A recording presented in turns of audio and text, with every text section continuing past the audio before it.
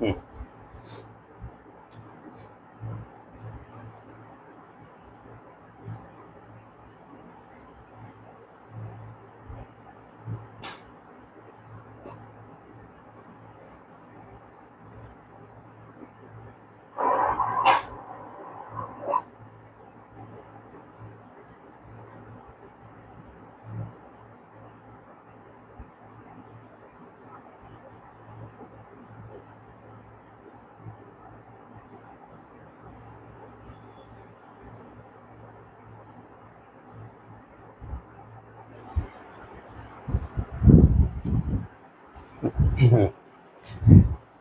আসসালামু আলাইকুম সবাইকে। কি অবস্থা সবার? আশা করি সবাই খুবই ভালো আছো। তো আজকে আমরা বেশ কয়েকটা টপিক শেষ করব। তো আমরা আসলে দেরি না করে আমরা এখনই আমাদের ক্লাসটা শুরু করে দিব। আজকে প্রায় আমরা 4টা টপিক শেষ করব এবং ওই 4টা টপিকের বিভিন্ন মানে সালে আসা বা বিগত সালে আসা যে প্রশ্নগুলো আছে ওই প্রশ্নগুলোও সলভ করার ট্রাই করব। অর্থাৎ আজকের ক্লাসটা একটু বড় হয়ে যাবে। আজকে আমরা ধ্বনিতত্ত্ব এবং ধ্বনিতত্ত্ব রিলেটেড যে টপিকগুলো আছে সবগুলাকে একসাথে করে আজকের ক্লাসটা আমরা কন্টিনিউ করার ট্রাই করব। তো তোমরা সবাই ঠিকঠাক শুনতে পাচ্ছ কিনা আমাকে জানায়া দাও, এবং এর মধ্য দিয়েই আমরা আসলে আজকের ক্লাসটা সুন্দরভাবে শুরু করার ট্রাই করবো ইনশাল্লাহ। ঠিক আছে? তো আজকের এই ক্লাসটা করলে তোমার অ্যাকচুয়ালি যেটা লাভ হবে, মোটামুটি বাংলা ব্যাকরণের একটা কঠিন টপিক এবং একটা কনফিউশন টপিক তোমার ইজি হয়ে যাবে, এবং বিভিন্ন পরীক্ষাতে আসা গুরুত্বপূর্ণ কনফিউশন প্রশ্নগুলা, অর্থাৎ যেগুলাতে তুমি আটকে যাইতে পারো বা তোমার কনফিউশন হইতে পারে, ওই জিনিসগুলো আমরা সুন্দরভাবে বিস্তারিতভাবে আলোচনা করার ট্রাই করব। তো তোমরা আমার অলরেডি ক্লাস করে বুঝে গেছো যে আসলে আমার ক্লাসগুলো করলে তোমার আসলে পার্সোনালি কতটা ডেভেলপড হয়, এবং তুমি আসলে পার্সোনালি পরবর্তীতে গিয়ে প্রশ্ন সলভে গিয়ে তোমার আসলে কত বেশি তুমি অ্যাডভান্স লেভেলে আগায় থাকো। ঠিক আছে? তো আজকের ক্লাসটা করার পরেও তোমাদের আসলে এই যে 4টা টপিক আছে, ধ্বনিতত্ত্ব, বর্ণমালা, বিবৃত এবং সংবৃত, তারপরে হচ্ছে যুক্ত বর্ণ নিয়ে যত কনফিউশন আছে সবগুলা তোমার ক্লিয়ার হয়ে যাবে ইনশাল্লাহ। তো চলো আমরা সুন্দরভাবে শুরু করে দিই। তোমরা ঠিকঠাক শুনতে পাচ্ছ? সবাই সাউন্ড ক্লিয়ার একদম জানায় দিচ্ছ? আমরা বেসিক্যালি এখন আমাদের আজকে এই নির্ভর প্রেজেন্ট আমাদের সিজন 1 এর 3 নম্বর বাংলা ক্লাস, যেটা আমরা ব্যাকরণের এই টপিকগুলা সুন্দরভাবে ক্লিয়ার করার ট্রাই করবো আজকের ক্লাসের মধ্য দিয়ে। ঠিক আছে? তো আজকে একটু লেট হয়ে গেল, কারণ আমাদের একটা বৈদ্যুতিক সমস্যার কারণে আমরা আসলে ঠিকঠাক আমাদের ঠিক 9টায় আমরা ক্লাসটা শুরু করতে ব্যর্থ হয়েছি। ঠিক আছে? তো প্রথমে ক্লাস শুরুর আগে তোমাদের যে জিনিসটা আমি পরিচয় করাই দিতে চাই, যে একটা অধ্যায়কে খুব শর্টকাট ওয়েতে যদি তোমরা এক চান্সে শিখতে চাও, বা একটা অধ্যায় থেকে খুব কম পড়াশোনা করে যদি তোমরা কমন পাইতে চাও, তাহলে তোমাদের আমি 2 থেকে 3টা ছক দিব। ওই 2-3টা ছক মানে বোঝো না বোঝো কিচ্ছু করার দরকার নেই, জাস্ট মুখস্থ করে নিবা। ঠিক আছে? সেই ছকগুলোর মধ্যে এটা একটা ছক। ঠিক আছে? তো এই ছকটা যদি তুমি মুখস্থ করো, তাইলে দেখা যাবে অলরেডি তুমি বিশ্ববিদ্যালয়ের এবং এই চ্যাপ্টারটা থেকে 60% এর মতো পড়াশোনা তোমার কমপ্লিট হয়ে যাবে। জাস্ট এই যে আমি যে 3টা ছক দিব, এটা একটা, আরো 2টা আছে, ওই 3টা ছক তোমরা মুখস্থ করলে তোমার এতগুলো পড়া হয়ে যাবে। কেমনে হবে আমি তোমাদেরকে যখন পড়াবো তখন তোমরা মজাটা বুঝতে পারবা।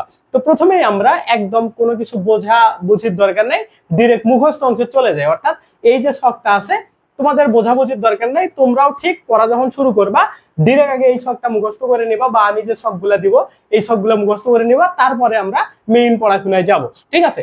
তো এই ছকটা আমরা অবশ্যই জেনে রাখি, এটার নাম আমরা রাখছি হচ্ছে ছক নাম্বার 1। এই ছকটাতে যে ইনফরমেশন গুলো আছে প্রত্যেকটা কোনো না কোনো পরীক্ষাতে ডিরেক্টলি ইনডিরেক্টলি চলে আসছে। তো এই ছকটা মুখস্থ করলে প্রায় এই জায়গা থেকে 30 বা 40টা প্রশ্ন তোমরা মানে অলরেডি মুখস্থ করে ফেলবা, জাস্ট এতটুক এই জায়গাটা তোমরা পড়লে। তো কি কি দেখো, আমরা যদি একটু সংক্ষেপে এই অধ্যায়ের যে কনফিউশন টপিক বা ছড়ায় ছিড়ায় টপিক গুলো যদি একসাথে দেখতে চাই, তাইলে আমরা এই জায়গাতে ওই জিনিসটা পাবো। অর্থাৎ ছড়ায় ছিড়ায় থাকা যে জিনিসগুলো আছে ওইগুলো আমরা ইজিলি দেখতে পাবো। তো এই জায়গাতে প্রথমে কি দেখো, ব্যঞ্জন বর্ণ টোটাল কতটি? 39টি। এটা তোমরা নরমালি জানো। মৌলিক ব্যঞ্জন ধ্বনি হচ্ছে 30টি। এইগুলা কিন্তু পরীক্ষায় আসা প্রশ্ন। তোমাদের আমি প্রথমেই বলছি বোঝার দরকার নেই, পরবর্তীতে আমি যেগুলো টপিক আসবে যেগুলো বোঝার দরকার ওইগুলো বুঝাই দিব। তারপরে কি দেখো, মৌলিক ধ্বনি মানে যেমনে যেভাবে আছে সেভাবে মুখস্থ করবা 37টা। এই প্রশ্নটা দেখবা যে অনেকবার অনেক জায়গায় আসছে কি, যে মৌলিক ধ্বনি কতটি। ঠিক আছে? তো এই জন্য এটা মুখস্থ করবা। তারপরে কি দেখো, মৌলিক স্বরধ্বনি কয়টি? 60টি। এটাও সুন্দরভাবে মুখস্থ করবা। মোট বর্ণ বাংলায় মোট বর্ণ কতটি? 50টি। ওকে। তার মধ্যে স্বরবর্ণ কয়টি? 11টি, এবং এই স্বরবর্ণগুলাকে দুইটা ভাগে বিভক্ত করা হয়। একটা হচ্ছে রস্ব স্বর বা একটা অর্ধস্বর, এটা হচ্ছে চারটা। এই চারটা কি কি? অ, ই মানে স্বরীয়, রস্বই, তারপরে হচ্ছে রি, এই যে এই চারটা আছে এই চারটা, এবং দীর্ঘস্বর বাকি 7টা। অর্থাৎ এই যে স্বরবর্ণ আমাদের টোটাল 11টা আছে, তার মধ্যে 4টা হচ্ছে আমাদের রস্বস্বর বা হচ্ছে অর্ধস্বর। এগুলাকে এই দুইটা নামেই পড়বা, কারণ পরীক্ষাতে এগুলো এইভাবে আসে। তোমরা জাস্ট দেখো, ঠিক আছে? আমরা পড়ার ভিতরে এখনো ঢুকি নাই, জাস্ট তোমাদেরকে একটা পুরো অধ্যায়টা সম্পর্কে প্রথমে একটা ধারণা দিচ্ছি, ঠিক আছে? তোমরা পরবর্তীতে এগুলোর উপকার বুঝতে পারবা, জাস্ট দেখো। তারপরে কি দেখো, মৌলিক স্বরধ্বনি কতটি? মৌলিক স্বরধ্বনি 7টি। কি কি? খুব ভালোভাবে মুখস্থ করে নিবা, কারণ অনেক সময় এরকম দিয়ে দেয় যে এটা কোন ধরনের মানে স্বরধ্বনি, ঠিক আছে? তখন তোমার আসতে পারে যে এটা মৌলিক স্বরধ্বনি, বা বলতে পারে যে এই যে ও, এটাকে কি বলা হয়? মৌলিক স্বরধ্বনি। এইভাবে এই 7টা সুন্দরভাবে মুখস্থ করে নিবা, মানে ছকটা তোমাদের বাধ্যতামূলক মুখস্থ থাকা চাই এই চ্যাপ্টারটা পড়া শুরু করার আগে। তারপরে কি দেখো, যৌগিক স্বরধ্বনি কয়টি? 25টি। কি কি? পরে আমরা বিস্তারিত পাবো। তারপরে কি দেখো, যৌগিক স্বরজ্ঞাপক বর্ণ হচ্ছে 2টা। একটা হচ্ছে ওই, ওইকে ভাঙলে কি হয়? স্বরেয় প্লাস রস্বই। তারপরে ও কে ভাঙলে স্বরেয় প্লাস রস্বই, ঠিক আছে? তো এই যে জিনিসগুলো আছে, এইগুলা তোমরা যদি মোটামুটি জানো, তাইলে তোমাদের আর এই জায়গাতে কোনো প্রবলেম নাই। ওকে, তো এই জিনিসটা তোমরা স্ক্রিনশট করে নিতে পারো, বা পরবর্তীতে তোমরা যারা যারা আমাদের ভিডিওগুলো শেয়ার দাও তাদেরকে তো আমরা পিডিএফ গুলো দিয়েই দিই, এজন্য প্রবলেম হবে না। ওকে, মোটামুটি এই জায়গা থেকে তোমরা দেখো 30 বা 35টা বিগত সালে আসা প্রশ্ন কাভার করে ফেলছো, যদি অলরেডি এই জায়গাগুলো তোমার মাথায় থাকে বা তুমি যদি মুখস্থ করে নাও। ওকে, এর পরবর্তীতে যদি আমরা যাই, ছক নম্বর 2, দেখো তোমাদের একটু বুঝতে প্রবলেম হইলেও যখন তোমরা একদম মেইন চ্যাপ্টারে ঢুকে যাবা বা মেইন চ্যাপ্টারে পড়বা, তখন এইগুলাকে খুবই ইজি মনে হবে।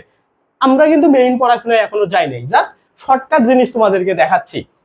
মানে আমাদের পড়ার স্টাইলটা একটু আলাদা হবে, ইফেক্টিভ পড়াশোনা আমাদের করতে হবে, যার কারণে এই জিনিসগুলো তোমাদেরকে আমি প্রথমেই দেখায় দিচ্ছি।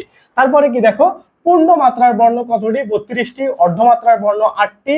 মাত্রাহীন বর্ণ হচ্ছে 10টি। শেষ ধ্বনি এই যে 3টা, তালব্য স, মূর্ধন্য স, দন্ত স, এই 3টা। তারপরে হচ্ছে কম্পন জাত ধ্বনি হচ্ছে র, 1টি। তারপরে তাড়না জাত ধ্বনি হচ্ছে 2টি, একটা দ বিন্দু র আর একটা হলো দ বিন্দু র। ওকে, তারপরে কি দেখো, অন্তস্থীয় বর্ণ কয়টি? 4টি। এই যে অন্তস্থীয় জ, ব, র, ল, এগুলা জাস্ট তোমরা মানে ইজি জিনিস, আমি ওই জন্য স্কিপ করে যাচ্ছি, বুঝাচ্ছি না, জাস্ট মুখস্থ করবা এই জায়গাগুলো, পরবর্তীতে তোমাদেরকে আমি বুঝাই দিচ্ছি। উষ্মধ্বনি কি কি? তালব্য স, দন্ত স, মূর্ধন্য স, হ, এই 4টা। এই যে হটা অনেক সময় পরীক্ষাতে তোমাদের আসছে, এটা মাথায় রাখবা, ঠিক আছে? তারপরে পরাশ্রয়ী বর্ণ কয়টি? 3টি। এই 3টাকে খুব ভালোভাবে মাথায় রাখবা। তারপরে নাসিক্য বর্ণ কয়টি? এই 5টা। এই 5টা খুব ভালোভাবে মাথায় রাখবা। এর মধ্যে মটা অনেক সময় পরীক্ষাতে দিয়ে কনফিউশন ক্রিয়েট করে দেয়, যার কারণে এটা মাথায় রাখবা। অনুনাসিক্য বর্ণ হচ্ছে 1টি, ঠিক আছে? চন্দ্রবিন্দু, এটা মাথায় রাখবা। পার্শ্বিক ধ্বনি হচ্ছে 1টি, ল, এটা মাথায় রাখবা। তো এই যে 2টা আমি তোমাদেরকে ছক দেখালাম, এই 2টা ছক থেকেই জাস্ট লাস্ট বছরে প্রত্যেকটা লাইন থেকে 2টা করে প্রশ্ন আসছে কমপক্ষে। তার মানে তুমি যদি হিসাব করো, কমপক্ষে 40টা অলরেডি প্রশ্ন তোমার মুখস্থ হয়ে গেছে, জাস্ট এই ছক 1 এবং এই ছক 2, এই 2টা মুখস্থ করার পরে।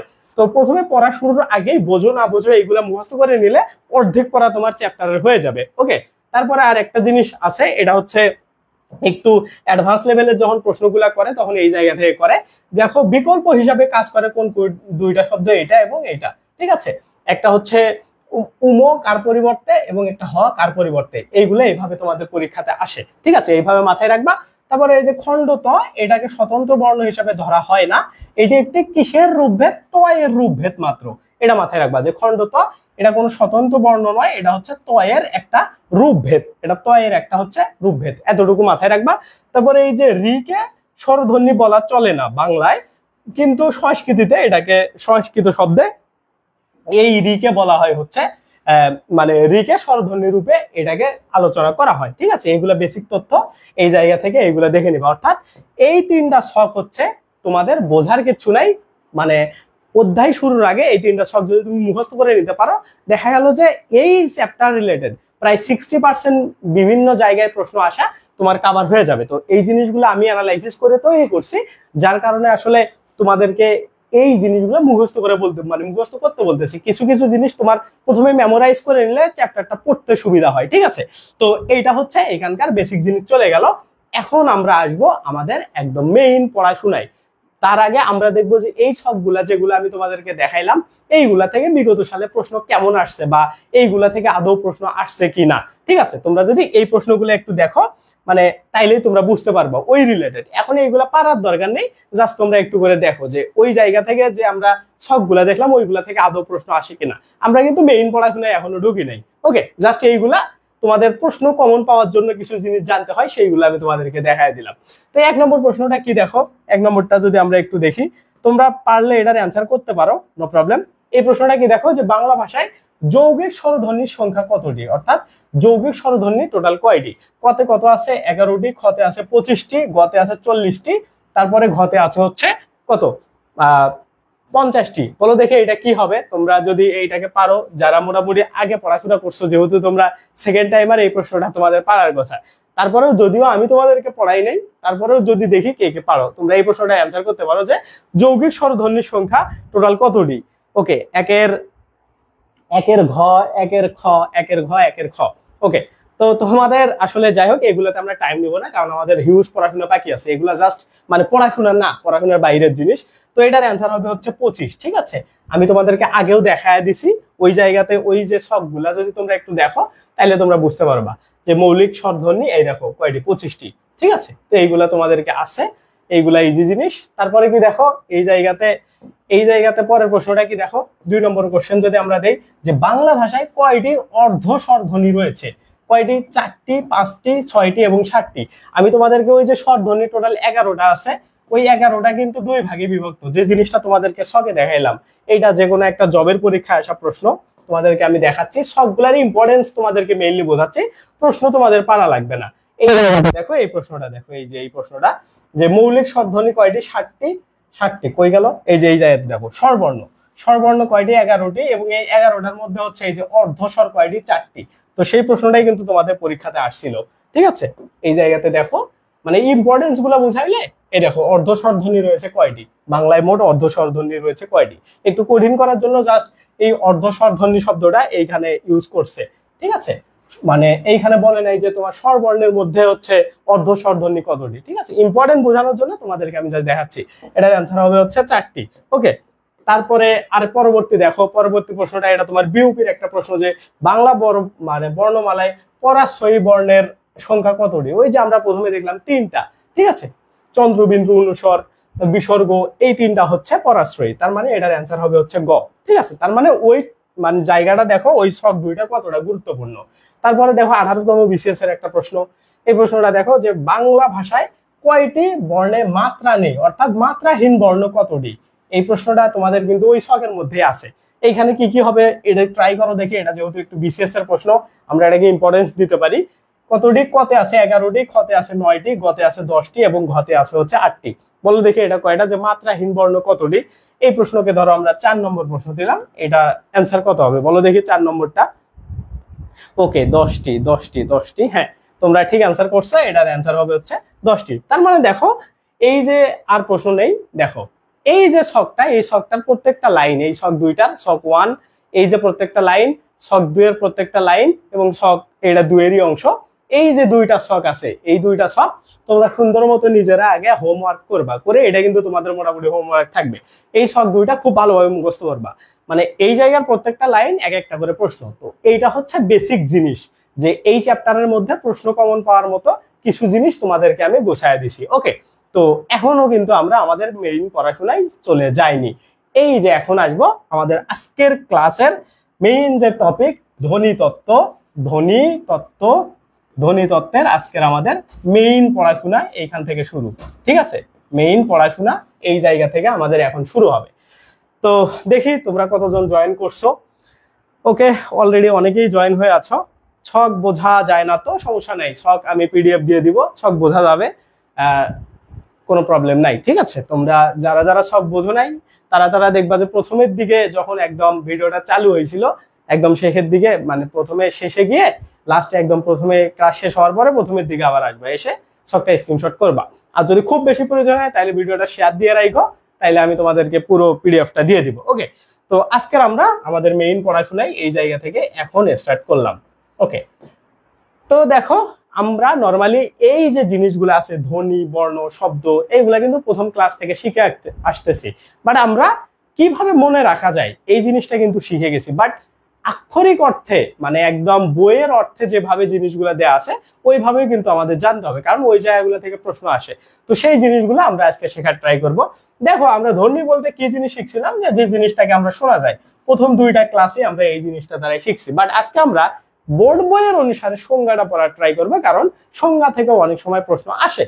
তো ধ্বনি কাকে বলে এই জায়গাতে দেখো যে ভাষার ক্ষুদ্রতম একককে বলা হয় কি ধ্বনি, অর্থাৎ ভাষার সব থেকে যে ছোট অংশটা এটাকে তুমি ধ্বনি দিতে পারো। অনেক সময় ধ্বনি অপশনে না থাকলে বর্ণ থাকতে পারে, তখন তুমি বর্ণ দিবা, ঠিক আছে। বাট ধ্বনি এবং বর্ণ দুইটাই থাকলে ধ্বনি দিয়ে দিবা। এটা কিন্তু তোমাদেরকে আমি আগের ক্লাসেও বুঝাই দিছি। যারা আমার ক্লাসগুলো নিয়মিত করবে, একটা ক্লাসের সাথে আরেকটা জিনিসের লিঙ্ক আপ থাকবে এবং ওই লিঙ্কগুলো তোমরা ইজিলি ধরতে পারবা। ওকে, তো এটা হচ্ছে ধ্বনি গেল। তারপরে কি দেখো বর্ণ। বর্ণ বলতে আমরা কি বোঝাচ্ছিলাম আগের ক্লাসে, যে যেটাকে আমরা দেখতে পাই ওইটা হচ্ছে বর্ণ। এখন ওই জিনিসটাকে যদি আমরা একটু বইয়ের ভাষায় দেখি তাইলে কিভাবে আছে দেখো, যে ধ্বনি নির্দেশক চিহ্নকে বলা হয় কি বর্ণ। তার মানে পরীক্ষাতে তোমার কিন্তু ওই যে যা দেখা যায়, তুমি যেটা বুঝতেছো বর্ণ, যে এটা দেখতে পাচ্ছি এটা বর্ণ, এটা শর্টকাট, বাট ওইটা তোমার পরীক্ষাতে আসলো না। পরীক্ষাতে আসবে যে ধ্বনি নির্দেশক চিহ্নগুলাকে কি বলা হয়, বর্ণ বলা হয়। ওকে, তার মানে দেখো আগের ক্লাসে আমরা শর্টকাট শিখলাম, আজকে এসে এই জিনিসগুলো আমরা বিস্তারিত শিখে যাচ্ছি। তো এই দেখো ধ্বনির প্রতীককে বলা হয় কি বর্ণ। এই জিনিসগুলো আছে যে বর্ণ কানে শোনার বিষয়কে চোখে দেখার বিষয়ে পরিণত করা হয়েছে, মানে যেগুলাকে দেখার বিষয়ে পরিণত করা হয়েছে। এই যে বেসিক জিনিসগুলা এই জায়গা থেকে আমরা দেখে নিলাম। ওকে, তো এখন দেখো আমাদের মেইন পড়াশোনা, এই জায়গা থেকে ধীরে ধীরে আমরা মেইন পড়াশোনায় চলে যাচ্ছি। এই জায়গাতে কি আছে দেখো, যে মৌলিক ধ্বনিগুলা কয় ভাগে বিভক্ত, দুইটা ভাগে বিভক্ত। যে আমাদের যে টোটাল সবগুলা ধ্বনি আছে এটা তো নর্মালি দুই ভাগে বিভক্ত, একটা স্বরবর্ণ একটা ব্যঞ্জন বর্ণ। সেই জিনিসগুলো আমরা দেখবো। এক নম্বরে কি, এক নম্বরে হচ্ছে স্বরধ্বনি বা স্বরবর্ণ। এখন এই স্বরধ্বনিগুলা কি, যেসব ধ্বনি উচ্চারণের সময়ে বায়ু গহ্বরের কোথাও বাধা পায় না, অর্থাৎ যেগুলা বের হওয়ার সময় আমাদের মুখে কোথাও বাধার সৃষ্টি হয় না, এইগুলাকে আমরা মেইনলি কি বলি, স্বরধ্বনি বলি। স্বরধ্বনিগুলা কি, একদম অ থেকে আমাদের রি পর্যন্ত এগুলা হচ্ছে স্বরধ্বনি, ঠিক আছে। তো এই যে এটা হচ্ছে বেসিক জিনিস, মানে দেখো বেসিকও কিছু কিছু জিনিস জানতে হবে। সব যে জাস্ট তুমি পড়তেছো সবই পরীক্ষার জন্য পড়তেছো বিষয়টা এরকম না। তো কিছু কিছু বেসিক জিনিস যেগুলো স্কিপ করা যায় না, যার কারণে আমি তোমাদের এগুলো পড়ায় দিচ্ছি। তোমরা ভাবতেছো যে ভাই এগুলো তো আমরা জানি, কেন পড়াচ্ছেন, ঠিক আছে। তো পড়ার কিছু পড়ানোর জন্য কিছু জিনিস আসলে তোমাদের বলে দেওয়া লাগে, যার কারণে এগুলা মানে তোমাদেরকে বলে দিচ্ছি। তারপরে কি দেখো ব্যঞ্জন ধ্বনি, এগুলা থেকে কিন্তু প্রশ্ন আসবে না, কাকে বলে স্বরধ্বনি, কাকে বলে ব্যঞ্জন ধ্বনি, বাট তোমাদের জানতে হবে এই জিনিসগুলা। ওকে, তো এই জায়গাতে কি দেখো ব্যঞ্জন ধ্বনি কি, যে যে সব ধ্বনি আসলে আমরা আগে কি দেখছি যে মুখে বের হওয়ার সময় বাধা পায় না, তার মানে এই জায়গায় কি বলা হয়, এই জায়গাতে কি দেখো বাধা পায়, অপোজিটটা। তার মানে যেগুলা আমাদের মুখ থেকে বের হওয়ার সময়, যে আমাদের ধ্বনিগুলা মুখ থেকে বের হওয়ার সময় বাধা পায়, বা কোনো না কোনো জায়গায় বাধা পাচ্ছে, আটকে যাচ্ছে, বা কোনো না কোনো জায়গায় ঘর্ষণের সৃষ্টি হচ্ছে, বা কোনো না কোনো জায়গায় তাড়না দিচ্ছে, এই যে ধ্বনিগুলো আছে এগুলাকে বলা হবে কি ব্যঞ্জন ধ্বনি। ব্যঞ্জন ধ্বনি দেখো ক থেকে একদম লাস্ট পর্যন্ত আমাদের অনুস্বর বিসর্গর, তারপরে হচ্ছে চন্দ্রবিন্দু, অনুস্বর বিসর্গ চন্দ্রবিন্দু, এই পর্যন্ত একদম লাস্ট সবগুলাই, ঠিক আছে। অর্থাৎ 39 এবং ওইখানে হচ্ছে 11, এটা আমরা আগে যেটা দেখছিলাম, ঠিক আছে। এটা 39টি আর ওইদিকে হচ্ছে স্বরবর্ণ 11টি। ওকে, তো এইটা আমাদের স্বর এবং ব্যঞ্জনের বেসিক জিনিস গেল। এখন দেখো আমরা ধীরে ধীরে পড়াতে ঢুকে যাব। এখন একটা ইন্টারেস্টিং জিনিস সব থেকে আজকের ক্লাসে, সেই জিনিসটা এই জায়গাতে একটু দেখা ট্রাই করো, যে ব্যঞ্জন বর্ণটা আসলে কিভাবে উচ্চারণ হয়, কিভাবে উচ্চারণ হয়। তো নর্মালি তোমরা ওই যে তোমাদেরকে যখন আমি সংবৃত বিবৃত বা এই জিনিসগুলো পড়াবো, এইগুলোর বেসিক হচ্ছে এটা, এটা তোমাদের একটু বোঝা লাগবে। এই জায়গাতে একটা জিনিস দেখো, একটা কি লেখা আছে ক, তারপরে নিচে কি আছে হসন্ত, তারপরে স্বরেয়, তারপরে আছে হচ্ছে ক। তার মানে এইটা তারা কি বোঝাচ্ছে, যে যখন এই যে অযুক্ত থাকবে, অযুক্ত থাকবে কয়ের সাথে, তখন কয়ের নিচে হসন্ত থাকবে না। এটা কিন্তু বেসিক সেন্স। তার মানে এই জায়গাটা দেখে কি বুঝতেছো তোমরা, দেখো দেখি, যে এই ক সমান হচ্ছে এর সাথে অযুক্ত আছে, ঠিক আছে। এই দুইটা সমন্বয়ে ক তৈরি হয়েছে। বাট তুমি যখন এই অটাকে রাখবা না, তখন কিন্তু কটাকেও এইভাবে লিখতে পারবা না, তখন তোমাকে কটা লিখে নিচে একটা হসন্ত দিতে হবে। তো এইটা হচ্ছে এই জায়গাতে তাদের বইয়ের ভাষায় লেখা আছে, তোমাদেরকে আমি সিম্পলি জিনিসটা বুঝাইলাম। এখন দেখো বইয়ের ভাষায় কি লেখা আছে, যে উচ্চারণের সুবিধার জন্য বাংলা ব্যঞ্জন বর্ণে দোদিত ধ্বনি অ স্বর ধ্বনিটি যোগ করে উচ্চারণ করা হয়। তার মানে কি দেখো, যখন আমরা উচ্চারণ করব, ঠিক আছে, এই যে ক, কর সাথে দেখো উচ্চারণ করলে অ চলে আসতেছে, মানে উচ্চারণের সুবিধার জন্য এই প্রয়োগটা ঘটে। ঠিক আছে, এই জিনিসটা এখানে বলা হয়েছে। তারপরে কি দেখো, স্বরধ্বনি সংযুক্ত না হলে অর্থাৎ উচ্চারিত ব্যঞ্জনের নিচে হস বা হল চিহ্ন, বা এটাকে হসন্ত তিনটা বলে, হল, হস বা হসন্ত চিহ্ন যদি দিয়ে লিখতে হয়। তার মানে একটা জিনিস মাথায় রাখো, তুমি যখন উচ্চারণ করতেছো, উচ্চারণের সময় ক এর সাথে সবসময় অযুক্ত থাকবে। ঠিক আছে, যদি তুমি লিখতে যাও তখন তুমি এই কর সাথে অযুক্ত না করেও লিখতে পারবা। কিভাবে? ক এর নিচে যাতে একটা হস চিহ্ন বা হসন্ত চিহ্ন বা হল চিহ্ন তোমার দিতে হবে। তাইলেই এইটা আমরা বুঝতে পারবো যে এর সাথে অযুক্ত নাই, অর্থাৎ এটা উচ্চারণের ক্ষেত্রে এই জিনিসটা কাজে লাগে না। দেখো, তোমাদের একক ভর্তি পরীক্ষা হওয়ার কথা হচ্ছে, যদিও 95% সম্ভাবনা নেই এই বছর একক ভর্তি পরীক্ষা হওয়ার। আর যদিও একক পরীক্ষা হয়, তার মানে তোমাদের রিডেন অংশ থাকবে, এবং ওই রিডেন অংশগুলাতে এই টাইপের প্রশ্নগুলো করা হবে। ঠিক আছে, এইগুলাকে বলা হয় ক্রিয়েটিভ কোশ্চেন। যেমন এই যে কটা কেন আসলে কটাকে এইভাবে লেখা না হয়ে কটাকে শুধু আমরা হসন্ত বাদ দিয়ে লিখলাম। ঠিক আছে, তো তখন কিন্তু তোমার এই ব্যাখ্যাটা পুরোটাই প্রয়োজন হবে। ঠিক আছে, তো এই জন্য যেভাবেই পরীক্ষা হোক, আমরা যেহেতু সবকিছু মিলায়ে পড়তেছি, তোমাদের জন্য একটা বেস্ট প্রিপারেশন হবে। এমসিকিউ এতেও এই ধরনের ক্রিটিক্যাল প্রশ্ন তোমাদের দিতে পারে, যদিও এইগুলা জাহাঙ্গীরনগরে বেশি করে, অন্যান্য ইউনিটে এই রকমের প্রশ্ন করে না। ঠিক আছে, তো আশা করি তোমরা বুঝতে পারছো যে কন নিচে হল বা হসন্ত বলতে কি বোঝায়, আর এই হল বা হসন্ত ছাড়া এই কটাকে কি বোঝায়। আশা করি এই জিনিসটা তোমরা আর কখনোই কনফিউজড হবা না। ওকে, এইটা এখানকার আমাদের বেসিক জিনিস গেল। এখন আসো আমরা আরো কিছু জিনিস যেগুলো আমাদের মেইনলি পরীক্ষাতে আসবে বা পরীক্ষাতে আসার মতো জিনিস, ওইগুলো আমরা একটু জানার ট্রাই করব। এই জায়গাতে কি আছে দেখো, যে বাংলা ভাষায় 37টি মৌলিক ধ্বনি রয়েছে। কতটি মৌলিক ধ্বনি? 37টা রয়েছে।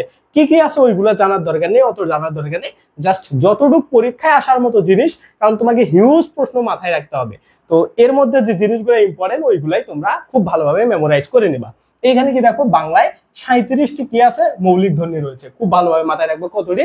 37টি। অনেক সময় তোমরা মৌলিক ধ্বনি বলতে টোটাল ধ্বনি যে 50টি, ওই 50টি দিয়ে চলে আসো, তো ওইটা কিন্তু ভুল হয়ে যাবে। ওকে, তো মাথায় রাখো কি মৌলিক ধ্বনি 37টি। এইটা না হইলেও 10 থেকে 12 বার যে কোনো মানে অ্যাডমিশন টেস্ট বলো, যে কোনো পরীক্ষা বলো, কম্পিটিটিভ এক্সামে এটা 10 থেকে 12 বার এই প্রশ্নটাই আসছে যে মৌলিক ধ্বনি টোটাল কতটি? 37টি। তোমাদের যখন আমি পরবর্তীতে প্রশ্ন সলভ করাবো এই ক্লাসের শেষের দিকে, তখন দেখবা এই প্রশ্নটা তোমরা অনেকবার পেয়ে গেছো। ওকে, এখন আসো, আমাদের এই মৌলিক ধ্বনিগুলাকে আবার দুই ভাগে বিভক্ত করা হয়। যে আমরা এই যে 37টা মৌলিক ধ্বনি দেখলাম, এইগুলাকে দুই ভাগে ভাগ করা হয়। একটা কি স্বর ধ্বনি, আর একটা হলো ব্যঞ্জন ধ্বনি। এর মধ্যে ব্যঞ্জন ধ্বনি সম্পর্কে তোমাদের জানার প্রয়োজন নেই, জাস্ট জানবা যে স্বর ধ্বনি টোটাল হচ্ছে 60টি। 60টি কি কি? ই, এ, অ, আ, ও, উ। এইভাবে যদি তোমরা এক চান্সে মাথায় রাখো, তাইলে দেখবা যে তোমার মানে পুরো উচ্চারণ না করে যদি মাথায় রাখো টেকনিকটা, তাইলে তোমার ভালোভাবে মাথায় থাকবে। যার কারণে আমি এইভাবে তোমাদের উচ্চারণ করে দিলাম। ঠিক আছে, তো এই মাথায় রাখো, এই 60টা কি কি সবগুলা মাথায় রাখো। এবং পরীক্ষাতেও কিন্তু তোমাদের এই জায়গা থেকে দুইটা প্রশ্ন তোমরা নর্মালি কমন পাবা। অনেক সময় এটাও আসে যে বাংলা ভাষায় মৌলিক ধ্বনি কতটি? 37টি। এবং মৌলিক স্বর ধ্বনি রয়েছে কয়টি? মৌলিক স্বর ধ্বনি রয়েছে 60টি। ঠিক আছে, এই দুইটা যেন কখনোই ভুলে না যাও, আমি বারবার করে বলে দিচ্ছি। একটা হচ্ছে মৌলিক ধ্বনি 37টি, আর একটা মৌলিক স্বর ধ্বনি হচ্ছে 60টি। ওকে, আশা করছি এই দুইটা জিনিস তোমাদের সুন্দরভাবে ক্লিয়ার হয়ে গেছে। এখন দেখো, সব থেকে ক্রিটিক্যাল প্রশ্ন সব থেকে সহজ টপিক থেকে আসে, সেটা কোন জায়গা? এই জায়গাতে তাকাও, এইদিকে। এটা কি? এটাকে বলা হয়, সরি কই গেল, এটাকে বলা হয় হচ্ছে বাকযন্ত্র। মানে বাকযন্ত্রের যে সংজ্ঞাটা আছে, এইটা থেকেই কমপক্ষে 20টার মতো কোশ্চেন আসছে। মানে প্রিভিয়াস ইয়ার গুলাতে এই বাকযন্ত্রের যে সংজ্ঞাটা থেকেই প্রশ্ন আসছে। কেমনে আসছে আমি তোমাদেরকে বুঝাই। বাকযন্ত্র বলতে কি বোঝায় একটা জিনিস মাথায় রাখো তো, যে এই যে আমি কথা বলতেছি বা আমার যে কথাটা বের হচ্ছে বা আমার যে ধ্বনিগুলা বা শব্দগুলা বের হচ্ছে, এইগুলা বের হওয়ার জন্য যে যে অঙ্গ প্রত্যঙ্গ গুলা আসলে আমার কাজে লাগতেছে, ওইগুলাকেই কিন্তু বাকযন্ত্র বলে। তো এইটা কিন্তু একটা সিম্পল কনসেপ্ট, তোমরা সবাই জানো। বাট তোমাদের প্রবলেমটা কখন হয়? যখন তোমাদের এইরকম করে অপশন দেয়া হয় যে নিচের বাকযন্ত্র কোনটি। যখন তোমাকে বলা হয় যে বাকযন্ত্র নাক, তোমরা কনফিউজ হয়ে যাও। চোখ, তখন তোমরা কনফিউজ হয়ে যাও। দেখো, একটা জিনিস মাথায় রাখো যে আমার কথা বলার জন্য আমার এই নাকের নিচ থেকে বাকি যে জিনিসগুলো আছে, ভিতরের ইন্টারনাল যে জিনিসগুলো আছে, সেগুলা কিন্তু কাজে লাগতেছে। নাক, চোখ, হাত, আমার পুরো বডি, এগুলা কিন্তু কাজে লাগতেছে না। মানে আমার মুখের ভিতর থেকে জিহ্বা, তালু, তারপরে আমাদের পশ্চাৎ জিহ্বা, মানে যা যা আছে সবগুলা একদম বেসিক যে একদম ভিতরের জিনিসগুলা, এইগুলা কাজে লাগতেছে। জাস্ট এই কনসেপ্টটা যদি তুমি মাথায় রাখো, এই জায়গা থেকে যত প্রশ্ন হবে তোমাকে আটকাইতে পারবে না। কেমনে আমি তোমাকে পরে দেখাই দিব। তার মানে কি, দেখো বাকযন্ত্র বলতে কি বোঝানো হচ্ছে, ধ্বনি উচ্চারণ করতে যেসব অঙ্গ প্রত্যঙ্গ আমাদের কাজে লাগে সেগুলাকে একত্রে বাকযন্ত্র বলা হয়। মানব দেহের উপরিভাগে অবস্থিত ফুসফুস থেকে শুরু করে ঠোঁট পর্যন্ত, দেখছো মানে আমাদের ইন্টারনাল যে জিনিসগুলো আমি বললাম না, একটা শব্দ যদি মাথায় রাখো তাইলেই হবে। আমরা যদি নাক বলি, চোখ বলি, এগুলো কিন্তু এক্সটার্নাল জিনিস, ইন্টারনাল না, মানে ভিতরের জিনিস না। তুমি যদি ফুসফুস থেকে শুরু করে ঠোঁট পর্যন্ত, একদম ঠোঁট পর্যন্ত এই জায়গাটা যদি তুমি মাথায় রাখো ইন্টারনালের সাথে কানেক্ট করে, তাইলে তুমি এই বাকযন্ত্র রিলেটেড যত প্রশ্নে আসো তুমি ভুল করবা না। এই যে আমি কথাগুলো বলতেছি এগুলা তোমরা একটু পরে বুঝতে পারবা। তার মানে বাকযন্ত্র রিলেটেড জিনিস আসলেই মাথায় রাখবা ইন্টারনাল জিনিস, এক্সটার্নাল যেগুলা একজন আরেকজনের একটা দেখতে পাচ্ছে ওইগুলা না, যেগুলা তুমি তোমার বন্ধুর দেখতে পাচ্তেছো না বা তোমার বন্ধু বা তোমার কাছে দেখতে পাচ্তেছে না যে জিনিসগুলা, সেগুলাই হবে বাকযন্ত্র। ঠিক আছে, এর থেকে সহজভাবে বাকযন্ত্রের সংজ্ঞা বোঝানোর অ্যাবিলিটি কারো নাই। ওকে, তো এইটা হচ্ছে তোমাদের মানে সংজ্ঞা। এখন দেখো প্রশ্ন, জাহাঙ্গীরনগরের এফ ইউনিট মানে জাহাঙ্গীরনগরের এটা আইন ইউনিটের প্রশ্ন। আগের এই ইউনিটটা হচ্ছে আইন ইউনিট ছিল, এখন তোমাদের বি ইউনিটের মধ্যে ঢুকাই দিছে। এফ ইউনিট আগে আইন ছিল। এই ধরনের প্রশ্নটা দেখো যে বাকযন্ত্রের অংশ কোনটি বা কোনটি বাকযন্ত্রের অংশ বা বাকযন্ত্রের সাথে কানেক্টেড অংশ কোনটি, এই প্রশ্নের অ্যান্সারটা তোমরা করো দেখি। এটা দেখো 43তম বিসিএস এ আসা প্রশ্ন এবং জাহাঙ্গীরনগরে আসা প্রশ্ন। মানে যখন বিসিএস বা জাহাঙ্গীরনগরের প্রশ্ন আসছে, প্রশ্নটা কিন্তু এত ইজি না। ঠিক আছে, তো তোমরা ভাবতেছো যে ভাই বাকযন্ত্র এটা তো ইজিলি মানুষ পারার কথা। তো দেখো অপশনগুলো কি কি দেয়া আছে, ষড়যন্ত্র, ফুসফুস, দাঁত এবং উপরের সবগুলো। বলো তো দেখি এখন কি কি হবে, ষড়যন্ত্র, ফুসফুস নাকি দাঁত নাকি উপরের সবগুলি? বলো তো এইটার অ্যান্সার কি হবে? ধরো আমি এটাকে 1 নম্বর দিলাম, বা এটা কি? এটা কিন্তু মানে হেভি একটা গুরুত্বপূর্ণ প্রশ্ন, কারণ জাহাঙ্গীরনগরের আইনের প্রশ্ন, আবার 43তম বিসিএস এ আসা প্রশ্ন যে বাকযন্ত্রের অংশ কতটি। দেখি তোমরা কে কে অ্যান্সার করতে পারো। সবাই বলতেছো ঘ ঘ ঘ ঘ। ওকে ওকে, সবাই ঘ ঘ ঘ। ওকে, সাবাস সাবাস। বি বি ফুসফুস, এই তো কনফিউশন তৈরি হয়ে গেছে। বি বি বি গ গ বি, দেখছো কনফিউশনের কিচ্ছু নাই। ষড়যন্ত্র, ষড়যন্ত্র বলতে কি বোঝায়, অর্থাৎ স্বর তৈরি করার জন্য যে যন্ত্রগুলা, তার মানে ষড়যন্ত্র বলতেও তো ভিতরের জিনিসগুলাই বোঝাচ্ছে। তার মানে এটার কটাও কারেক্ট। খ কি, ফুসফুস, আমরা কি দেখলাম ফুসফুস থেকে জিভ মানে আমাদের ঠোঁট পর্যন্ত, তার মানে ফুসফুসও থাকবে। দাঁত, এখন দাঁত কি আমাদের ঠোঁটের মধ্যে না, ইন্টারনাল জিনিস না, তার মানে দাঁতও দিক থাকবে। তার মানে এই তিনটাই ঠিক, মানে এটার অ্যান্সার হচ্ছে উপরের সব কয়টি। ঠিক আছে, আশা করি এই প্রশ্নের অ্যান্সারটা তোমরা অধিকাংশই কারেক্ট দিছো, বাট কয়েকজন ভুল করছিলা। ওকে, এখন নেক্সট কোশ্চেনটা যদি তোমরা একটু দেখো, এইখানে কি আছে যে বাকযন্ত্রের মধ্যে সবচেয়ে সচল অঙ্গ কোনটি, মানে কোন অঙ্গটা সব থেকে বেশি আমাদের চলে বাকযন্ত্রের মধ্যে, কোন অংশটা সব থেকে, চিন্তা করো এখানে কিন্তু ট্রিক দেয়া আছে বাকযন্ত্রের মধ্যে। ঠিক আছে, তার মানে জিনিসটা হইতে হবে বাকযন্ত্র এবং তার মধ্যে সব থেকে বেশি চলে কোনটা সেইটা। কি দেখো, দাঁত, তারপরে কি মূর্ধা, তারপরে দন্তমূল নাকি হচ্ছে জিভ? বলো তো দেখি এটার অ্যান্সার কি হবে। এটার অ্যান্সার কি হবে? ক খ গ ঘ। যে বাকযন্ত্রের মধ্যে সবচেয়ে সচল অঙ্গ কোনটি, মানে সব থেকে বেশি যেটা চলে, এটা রাজশাহী বিশ্ববিদ্যালয়ের এটা 9-10 সালের একটা কোশ্চেন। বলো দেখি, বলতেছো সবাই ঘ ঘ ঘ খ। দেখছো মানে এই প্রশ্নগুলা কিন্তু তোমরা পড়ো নাই, বাট তোমাদের কমন সেন্স বলো, এই যে সংজ্ঞাটা দেখা বলো, এই জায়গাগুলো থেকে কিন্তু তোমরা মানে সঠিক অ্যান্সার করতে পারতেছো। তার মানে এটার অ্যান্সার কিন্তু হবে জিভ। ঠিক আছে, কারণ জিভ দিয়ে এই যে আমি কথা বলতেছি, তার মানে দাঁতের থেকে জিভের কাজ কিন্তু বেশি হয়ে যাচ্ছে। অনেকে দাঁত এবং জিভের মধ্যে কনফিউশন ক্রিয়েট করো, এই জন্য এটার অ্যান্সার হবে হচ্ছে জিভ। ঠিক আছে, ওকে, এখন আমরা দেখি নেক্সটে আরো কোনো কোশ্চেন। হ্যাঁ আছে, দেখো ধ্বনি প্রত্যঙ্গ নয়, এখানে কি বলা আছে দেখো, যে ধ্বনি প্রত্যঙ্গ নয় বা কোনটি বাকযন্ত্রের অংশ নয়।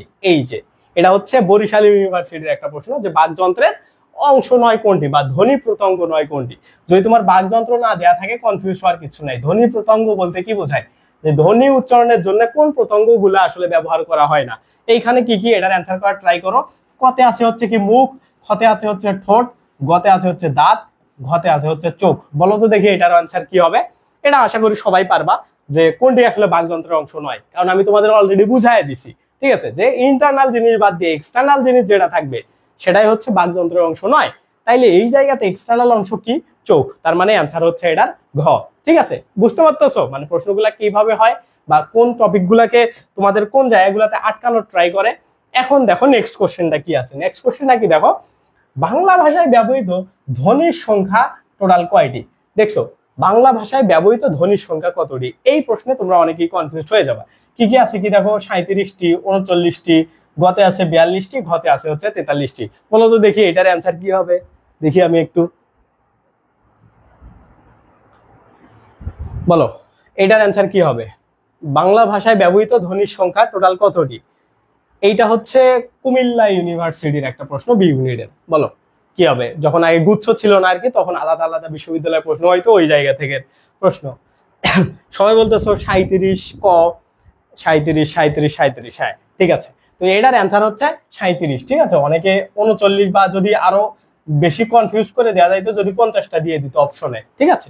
তো মৌলিক ধ্বনি যেগুলা তোমরা পড়ছো সেগুলাই কিন্তু এইখানে মৌলিক শব্দটা উল্লেখ করে নেই, অনেক সময় এরকম করবে না, ঠিক আছে। তো এই জন্য এটার অ্যান্সার হবে এটা। ওকে, এখন আসো নেক্সট কোশ্চেনটা।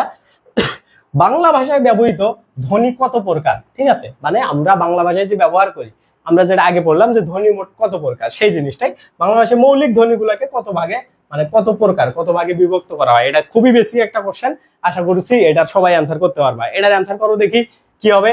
যে বাংলা ভাষায় ব্যবহৃত ধ্বনির সংখ্যা কত প্রকার? 2 প্রকার নাকি 3 প্রকার, 4 প্রকার নাকি 5 প্রকার? আমরা কত প্রকারের ধ্বনি পড়ছি এটা কিন্তু প্রথম থেকে আমি বলে আসতেছি। মানে ধ্বনিগুলাকে টোটাল কয় ভাগে ভাগ করা যায় বলো দেখি, এটার অ্যান্সার করো দেখি। ওকে, ফিজ বলছে 2 প্রকার, শ্রাবণী দাস বলছে 2 প্রকার, ওকে, জামান তুহিন বলছে 2 প্রকার, সবাই 2 প্রকার। হ্যাঁ এটা 2 প্রকার, একটা হচ্ছে স্বরবর্ণ আর একটা হচ্ছে ব্যঞ্জন বর্ণ বা স্বরধ্বনি বা ব্যঞ্জন ধ্বনি, ঠিক আছে। অনেক সময় ধ্বনি না বললে বর্ণও বলতে পারে, কারণ আমি তোমাদের কি কিন্তু বুঝাইছি প্রথম ক্লাসে যে যখন তোমার হচ্ছে এরকম ধ্বনি থাকবে না তখন কিন্তু অ্যান্সার হয় হচ্ছে বর্ণ, ঠিক আছে। তো অনেক সময় কিন্তু কনফিউজ হয়ে যাইতে পারো। অনেকে বলতেছে যে স্বর ধ্বনি, অনেকে বলতেছে যে স্বর বর্ণ। তো দুইটা কিন্তু একটা আর একটা আলাদা আলাদা জিনিস না। যখন ধ্বনি থাকবে না তখন সেটা বর্ণ হবে। তো বুঝতে পারছো, এটা তো তোমাদের আমি বুঝাইছি যে ধ্বনি বলতে কি, যেটাকে আমরা কি মানে এরকম করে আমি যেটা বলতেছি তোমরা যেটা শুনতে পাও, আর বর্ণ বলতে কি যেটাকে আমরা দেখতে পাচ্ছি, অর্থাৎ এইটার ছোট অংশ, এই বর্ণের ছোট অংশ হচ্ছে বা আগের স্টেজ হচ্ছে ধ্বনি। তো দুইটা কিন্তু একই জিনিস, এইগুলা কিন্তু কনফিউজ হওয়া যাবে না, বেসিক জিনিস। তো বেসিক গুলা পড়াই কেন, যে অনেকে আসলে এই বিষয়গুলো নিয়ে অনেক প্যারা খায় যে ভাইয়া এগুলো তো আলাদা আলাদা টার্ম ইউজ করতেছে বিভিন্ন জায়গায়, তো এগুলো কনফিউজ হওয়ার কিছু নাই। ওকে, তো এই প্রশ্নটার অ্যান্সার তোমরা পেরে গেছো। পরের কোশ্চেন হচ্ছে 29তম বিসিএস এর কোশ্চেন। এই প্রশ্নটা আশা করি তোমরা সবাই পারবা এবং এই প্রশ্নটা খুব বেশি একটা গুরুত্বপূর্ণ একটা প্রশ্ন। কি বলা আছে দেখো, বাংলায় স্বরধ্বনির সংখ্যা কয়টি বা বাংলা ভাষায় মৌলিক স্বরধ্বনির সংখ্যা কয়টি? প্রশ্নগুলোর সিস্টেমগুলো একটু দেখে রাখো। মানে মৌলিক শব্দটা কিন্তু সবসময় ইউজ নাও হইতে পারে, কিন্তু তোমার বুঝে নিতে হবে যে এটাতে মৌলিক শব্দটা অ্যাড আছে। কি দেখে? অপশন দেখে, ঠিক আছে। কি দেখতে হবে? অপশন দেখতে হবে। তাইলে এটা বলো তো দেখি কি হবে। বাংলা ভাষায় মৌলিক স্বরধ্বনির সংখ্যা কতটি? কতে আছে 5টি, খতে আছে 9টি, গতে আছে 10টি এবং ঘতে আছে 7টি। এটা 29তম বিসিএস এ আসা প্রশ্ন, আশা করি তোমরা এটার অ্যান্সার করতে পারবে। এটা কি কি হবে বলো দেখি। ওকে, এটা বলো দেখি কি হবে, কতটি? ওকে, সবাই বলছো, মানিক বলছো 7, ওকে, লিজা বলছো 7, সাবিয়া বলছো 7, সবাই 7টি। অ্যান্সার এটার কিন্তু 7টি, কারণ আমরা ওই ছকে দেখছি, পরবর্তীতে এসেও দেখছি যে মৌলিক স্বরধ্বনি আমাদের টোটাল 7টি। ওই যে আমি তোমাদের বললাম না যে আমি এইভাবে উচ্চারণ করে দেখাচ্ছি, এ ও ই এইরকম করে উচ্চারণ করে দেখাইলাম যাতে তোমাদের মনে থাকে, ওই লাইনটাই কিন্তু এই প্রশ্নটা। এটা কিন্তু 29তম বিসিএস এ আসা একটা দারুণ প্রশ্ন। ওকে, এরপরে আমাদের আজকের এই যে টপিকটা আমরা বললাম এটা লাস্ট কোশ্চেন। কি দেখো যে কোনটি মূল ধ্বনি নয়? দেখছো প্রশ্নটা একটু ক্রিটিক্যাল প্রশ্ন, এই জন্যই কিন্তু আমি তোমাদের দিছি যে কোনটি মূল ধ্বনি নয়, তার মানে একই ক্যাটাগরির জিনিস নয় কোনটা, এটা দ্বারা কিন্তু এটা বুঝতে হবে তোমাদের। প্রশ্নটা অপশনটা দেখো, রস্যৌ, এ অ, স্বরেয়, তারপরে এ ওই। দেখো তো এই জায়গাতে কোন জিনিসটাকে একটু অদ্ভুত মনে হয়, মানে আলাদা টাইপের মনে হয় এই জিনিসটা। তার মানে কোনটি মূল ধ্বনি নয়, মানে কোন জিনিসটা একটা জিনিসের মধ্যে না, মানে অনেকগুলার কানেকশন আছে, সেই জিনিসটা তোমার বুঝতে হবে। দেখো তো দেখি এইখানে ক খ গ ঘ কোনটার, এবং এইটা আমাকে তোমরা ব্যাখ্যা করে দেখাও কেন আসলে তুমি যে অ্যান্সারটা দিচ্ছ সেটা হবে। বলো তো দেখি এটার অ্যান্সার কি হবে। দেখি সবাই বলতেছো ওই ওই, ওকে ওই কেন হবে? আচ্ছা ঘ কেন হবে, মেনে নিলাম এটা, কেন ঘ হবে কেউ বলতে পারো কিনা? দেখি তোমরা কেউ বলতে পারো কিনা? ওকে, ও মনে হয় না, ও না ওই হবে। বলো দেখি এটা কেন, কেউ যদি ব্যাখ্যাটা পারো আমি তার নাম পড়বো এবং দেখি কে তোমরা এটার ব্যাখ্যাটা করতে পারো। কেন ঘ হবে? এটার অ্যান্সার ঘ, কিন্তু কেন ঘ হবে বলো দেখি এইটা, যে কোনটি মৌলিক ধ্বনি নয়?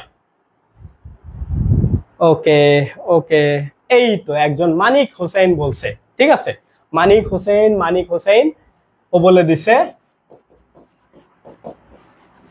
ও, ঠিক আছে। তার মানে এটা হচ্ছে যৌগিক, যৌগিক একটা ধ্বনি, যৌগিক স্বরধ্বনি, যার কারণে এটা আলাদা অন্যগুলার থেকে, ঠিক আছে। এই দুইটা সমন্বয়ে তৈরি হয়েছে এইটা, তার মানে এটা একটা যৌগিক স্বরধ্বনি, যার কারণে এই তিনটার থেকে ঘটা আলাদা, ঠিক আছে, এই জন্য এটা এইভাবে হয়েছে।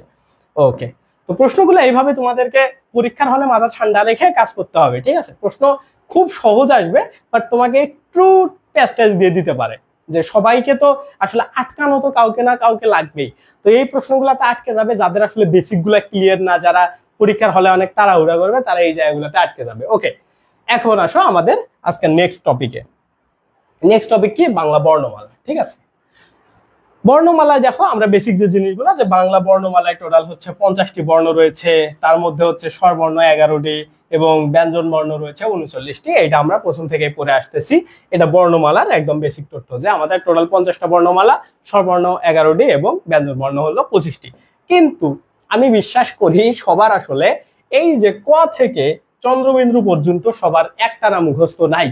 তো তোমরা যে কাজটা করবা আজকের ক্লাসের পর, যাদের মুখস্থ নাই, এই যে ছকটা আছে এইটা দেখে ক থেকে চন্দ্রবিন্দু পর্যন্ত মুখস্থ করবা। কেন মুখস্থ করবা? এটা একটা লাভ আছে।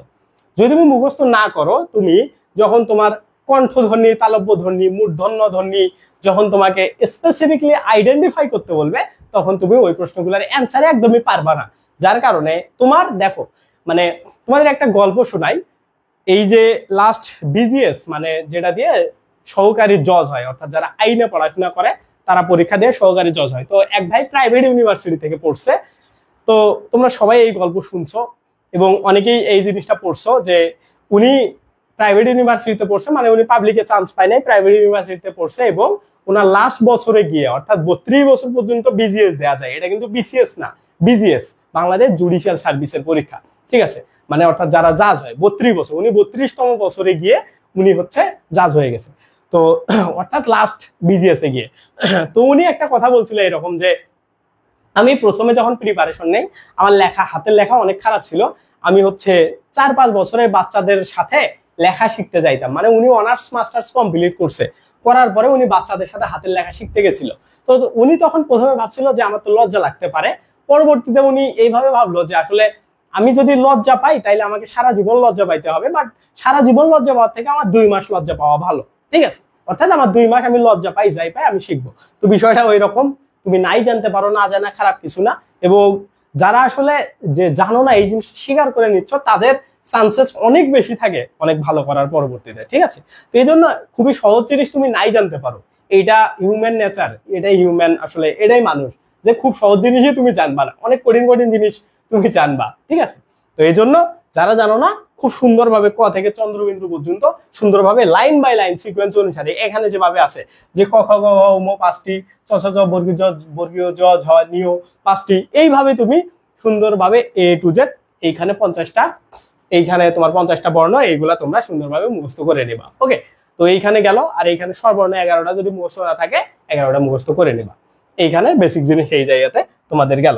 এখন আসো পরবর্তী জিনিস কি, এই যে আমরা যেটা আগের প্রশ্নটাতে সলভ করাম সেই জায়গাটা, এটা হচ্ছে নোট, নোট বা বিশেষ জ্ঞাতক বা একটা জিনিস দেওয়া আছে। ওই আর ও, এই দুইটা জিনিসকে বলা হয় দ্বিস্বর বা হচ্ছে যৌগিক স্বরধ্বনি বা স্বরচিহ্ন বা যৌগিক স্বরজ্ঞাপক। এই তিনটা জিনিস কিন্তু কনফিউজ তোমাকে করে দিতে পারে। দ্বিস্বর দিয়ে পরীক্ষা আসতে পারে, যে দ্বিস্বর কোনটি কোনটি বা কয়টি দ্বিস্বর, বা যৌগিক স্বরধ্বনির চিহ্ন কতটি, এই যে চিহ্ন লেখাটা, ঠিক আছে, এটা দিয়ে কিন্তু কনফিউশন তৈরি করতে পারে। চিহ্ন কতটি বা যৌগিক স্বরজ্ঞাপক বর্ণ কতটি, এইগুলো কিন্তু আসতে পারে। দুইটি কি কি, এই যে ওই আর ও। ওইটা কিভাবে তৈরি হয় দেখো, স্বরীয় প্লাস রস্বই, এটা ওই, আর এই জায়গাতে স্বরীয় প্লাস সৌ, এটা হচ্ছে ও, ঠিক আছে।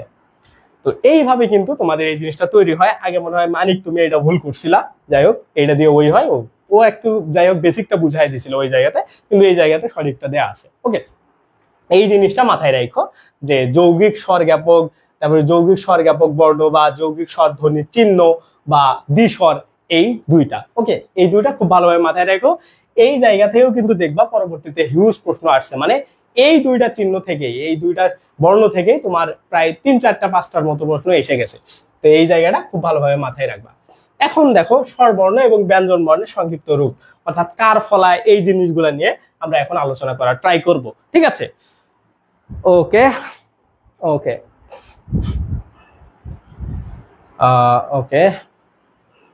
এখন দেখো স্বরবর্ণ যখন নিরপেক্ষ বা স্বাধীনভাবে ব্যবহৃত হয়, অর্থাৎ কোনো বর্ণের সাথে যুক্ত হয় না, তখন তাকে পূর্ণরূপে লেখা হয় এবং এটাকে বলা হয় হচ্ছে প্রাথমিক রূপ। অর্থাৎ এই যে স্বরবর্ণগুলা, এগুলা যখন একা একা বসে, কারোর সাথে যুক্ত হয় না, তখন এইগুলাকে বলা হয় হচ্ছে প্রাথমিক রূপ। তো তোমার পরীক্ষাতে এরকম আসতে পারে, এই সংজ্ঞাটা কেন জানা লাগতে পারে, যে নিচের কোনটি আসলে স্বরবর্ণের পূর্ণরূপ, এইরকম করে তোমাদের প্রশ্ন আসতে পারে, বা স্বরবর্ণের প্রাথমিক রূপ কোনটি। অর্থাৎ দেখো প্রশ্ন তুমি অ্যান্সার জানো, কিন্তু এই যে প্রাথমিক বা পূর্ণরূপ যুক্ত হওয়ার কারণে তুমি কনফিউজ হয়ে যাইতে পারো। ঠিক আছে, অর্থাৎ স্বরবর্ণ যেগুলো একা একা বসে ওইগুলাকেই প্রাথমিক বা পূর্ণরূপ বলা হয় স্বরবর্ণের। এই জিনিসটা মাথায় রাখো, সেই জিনিসটা এখানে বলা আছে। অনেক সময় তোমাদের কনফিউজ করে দিতে পারে, যার কারণে এই জিনিসটা আমি তোমাদেরকে শেখাই দিলাম। এখন দেখো কার এবং ফলা। কার বলতে তোমরা সবাই জানো যে স্বরবর্ণের সংক্ষিপ্ত রূপকে বলা হয় হচ্ছে কার। এই কার কতটি? কার টোটাল হচ্ছে 10টি। এই 10টা কার কি কি? এই যে আকার, ইকার, হ্রস্ব ইকার, দীর্ঘ ইকার, তারপরে রিকার, মানে যা আছে সবগুলো, অর্থাৎ স্বরেও বাদ দিয়ে, স্বরের যেহেতু কোনো সংক্ষিপ্ত রূপ নেই, এইটা বাদ দিয়ে যেগুলা আছে, বাকি যে 10টা স্বরবর্ণ আছে, সেই 10টা স্বরবর্ণের সংক্ষিপ্ত রূপকেই বলা হয় হচ্ছে কার। ঠিক আছে, সেই 10টা কি কি এক পাশ থেকে দেয়া আছে, যে শুধুমাত্র স্বরেও বাদ দিয়ে বাকি যে 10টা, অর্থাৎ তোমরা সবাই জানো স্বরবর্ণ টোটাল 11টা, ওই 11টার মধ্যে প্রথমটা বাদ দিয়ে, স্বরেও বাদ দিয়ে বাকি যে 10টা আছে সবগুলার যে সংক্ষিপ্ত রূপ, সেইগুলাকে বলা হয় হচ্ছে কার। ঠিক আছে, তো এইটা তোমরা নর্মালি সবাই জানো, কিন্তু পরীক্ষাতে আসে অবশ্যই আমরা তাই পড়বো। এখন দেখো যে জিনিসটা তোমরা অনেক সময় কনফিউজ হয়ে যাও, অনুবর্ণ কি বা অনুবর্ণ বলতে কি বোঝায়। ঠিক আছে, তোমরা সবাই মানে কার, ফলা এগুলো পড়ো, কিন্তু কার, ফলার সাথে অনুবর্ণের একটা কানেকশন আছে, যেটা তোমরা অনেকেই স্কিপ করে যাও। সেই জিনিসটা কি দেখো, যে ব্যঞ্জন বর্ণের বিকল্প রূপের নাম হচ্ছে অনুবর্ণ। কি আগে কি জানতা যে স্বরবর্ণ ব্যঞ্জন বর্ণ, কিন্তু ব্যঞ্জন বর্ণের যে আরেকটা রূপ আছে বা বিকল্প একটা নাম আছে যেটাকে বলা হয় অনুবর্ণ, সেটা তোমরা অনেকে জানতা না। তার মানে ব্যঞ্জন বর্ণের বিকল্প রূপের নাম কি? অনুবর্ণ। এখন এই অনুবর্ণের মধ্যে কি কি রয়েছে দেখো, ফলা রয়েছে, রেফ রয়েছে, বর্ণ সংকেত রয়েছে। ঠিক আছে, তার মানে আগে জাস্ট তোমরা কি কি পড়তা, কার পড়তা আর হচ্ছে ফলা পড়তা, কিন্তু এই ফলার সাথে যে আরো দুইটা জিনিস আছে, রেফ এবং বর্ণ সংকেত, এবং এই তিনটা জিনিসকে যে অনুবর্ণ বলা হয়, এই জিনিসটা তোমরা মানে আগে স্কিপ করে যাইতা, অনেকেই স্কিপ করতা। এইখানে যারা ক্লাস দেখতেছো তাদেরও অনেকেই স্কিপ করতা। তো এই জন্য তোমাদেরকে আমি এই জিনিসটা বুঝাই দিলাম যে অনুবর্ণ এইটাকে বলা হয়। অনুবর্ণের মধ্যে থাকে হচ্ছে ফলা, ফলা, রেফ এবং বর্ণ সংকেত। এখন এই ফলা কাকে বলে? যে ব্যঞ্জনের যে সংক্ষিপ্ত রূপ আছে এটাকে ফলা বলে। ফলা হচ্ছে 6টি, এবং এইটা মনে রাখার একটা সংক্ষিপ্ত রূপ হচ্ছে মজার লবণ। মতে হচ্ছে ম ফলা, জতে হচ্ছে জ ফলা, রতে হচ্ছে ল ফলা, লতে হচ্ছে ল ফলা, বতে হচ্ছে ব ফলা, এবং নতে হচ্ছে ন ফলা। ঠিক আছে, এই 6টি হচ্ছে ব্যঞ্জনের সংক্ষিপ্ত রূপ। ঠিক আছে, এগুলা মাথায় রাখো, এবং এই ব্যঞ্জনের সংক্ষিপ্ত রূপগুলাকেই বলা হয় হচ্ছে ফলা। তার মানে কার দেখলাম আমরা 10টি এবং ফলা দেখলাম হচ্ছে 6টি। এখন আমরা ধীরে ধীরে রেফ এবং বর্ণ সংক্ষেপ সম্পর্কেও জানবো, এবং অনুবর্ণ আমরা কি জানি, যে যেটা হচ্ছে ব্যঞ্জনের বিকল্প রূপ, এটাকে অনুবর্ণ বলা হয়। এখন দেখো রেফ বলতে কি বোঝায়। রেফ বলতে বোঝায় যে রয়ের একটি অনুবর্ণ বা রয়ের একটি রূপভেদ, যেটাকে তোমরা বলো, যেমন আমরা লিখছি চয় রেফ বা ধরো বয় রেফ। ঠিক আছে, তোমরা যাই লেখো, মূর্ধন্য নয় রেফ, যাই লেখো, যেভাবেই লেখো, অর্থাৎ রয়ের একটি অনুবর্ণ, রয়ের একটা অংশ, এটাই আর কি। ঠিক আছে, বা রূপভেদ।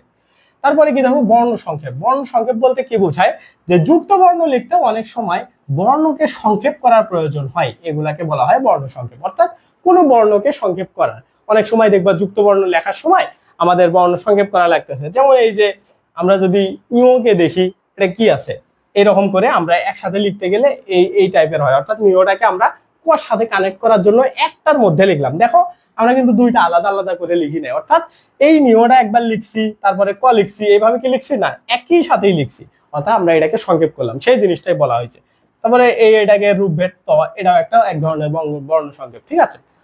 তো এই জিনিসগুলা মাথায় রাখবা, বেসিক জিনিস অনেকে স্কিপ করে যায়, বাট আমরা স্কিপ করবো না, আমরা সবকিছুই মোটামুটি পড়বো। তুমি যদি ভালো করতে চাও অ্যাডমিশনে, তোমার আসলে এই সমস্ত জিনিস কোর জিনিস জানতে হবে, অর্থাৎ সচরাচর সবাই যেগুলা প্রশ্ন পড়বে ওইগুলা থেকে পরীক্ষাতে প্রশ্ন আসবে এবং সবাই পারবে, বাট এইগুলা থেকে যে দুইটা একটা করে আসবে ওইগুলা যারা পারবে তাদেরই মার্ক 4-5 মার্ক বেশি হবে, ঠিক আছে। সেই জন্য অ্যাডমিশনে মনে করো চান্স পাওয়া সহজ, বাট ভালোভাবে চান্স পাওয়া সহজ না। ভালোভাবে চান্স পাইতে গেলে তারা এক্সট্রা কিছু জানবেই, এই জিনিসটা তোমার অবভিয়াসলি মাথায় রাখতে হবে। ওকে, আমি তোমাদের এই জিনিসগুলো স্কিপ করেও যাইতে পারতাম, কারণ এইগুলা ধরো তোমাদেরকে আমি না পড়াইলেও ধরো তুমি 2-1টা কমন পাইতা না, তোমার অনেক বড় ক্ষতি হইতো তা না, তুমি চান্স পাইতা, বাট ভালো পজিশনে চান্স পাইতা না, ঠিক আছে।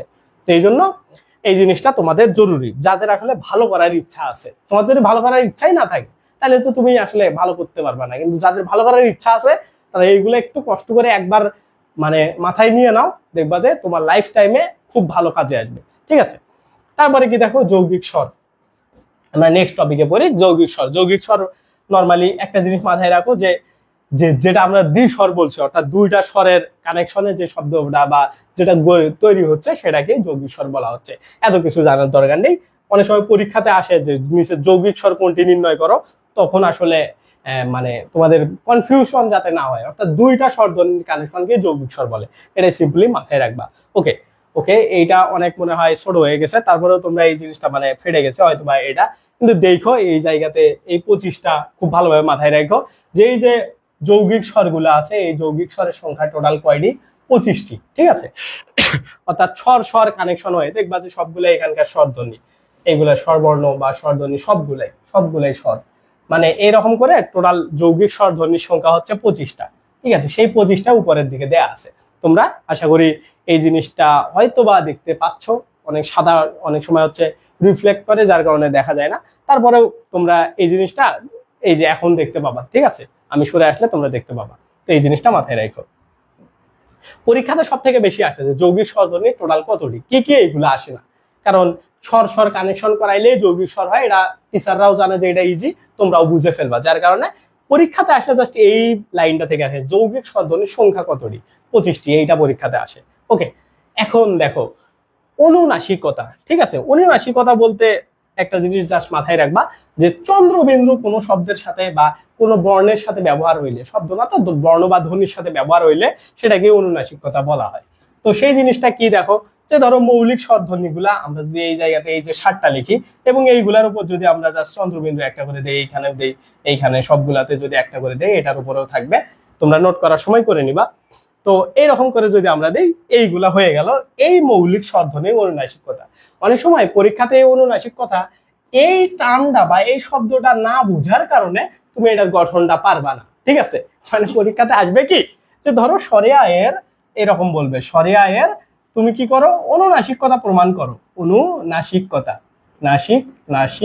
নাসিকতা প্রমাণ করো, বা এটার অনুনাসিকতার রূপভেদ দেখাও। তো তুমি জানোই না অনুনাসিকতা জিনিসটা কি, ঠিক আছে, তো তুমি রূপভেদ কিভাবে দেখাবা? তো যে চিহ্ন বা যে বর্ণকেই তোমার অনুনাসিক বলতে বলবে, সেটার উপরে জাস্ট একটা চন্দ্রবিন্দু দিয়ে দিবা, ঠিক আছে। এই জিনিসটাই হইলো অনুনাসিকতা। আশা করি এই জিনিসটা তোমরা খুব ভালোভাবে বুঝে গেছো। ওকে, তো এইগুলা আসলে তোমাদের কিছু বেসিক জিনিস মাথায় রাখলে অনেক আগায় থাকবা। এখন দেখো অর্ধ স্বরধ্বনি এই জিনিসটা কি, বা অর্ধ স্বরধ্বনি বলতে মোটামুটি কি বোঝানো হয়।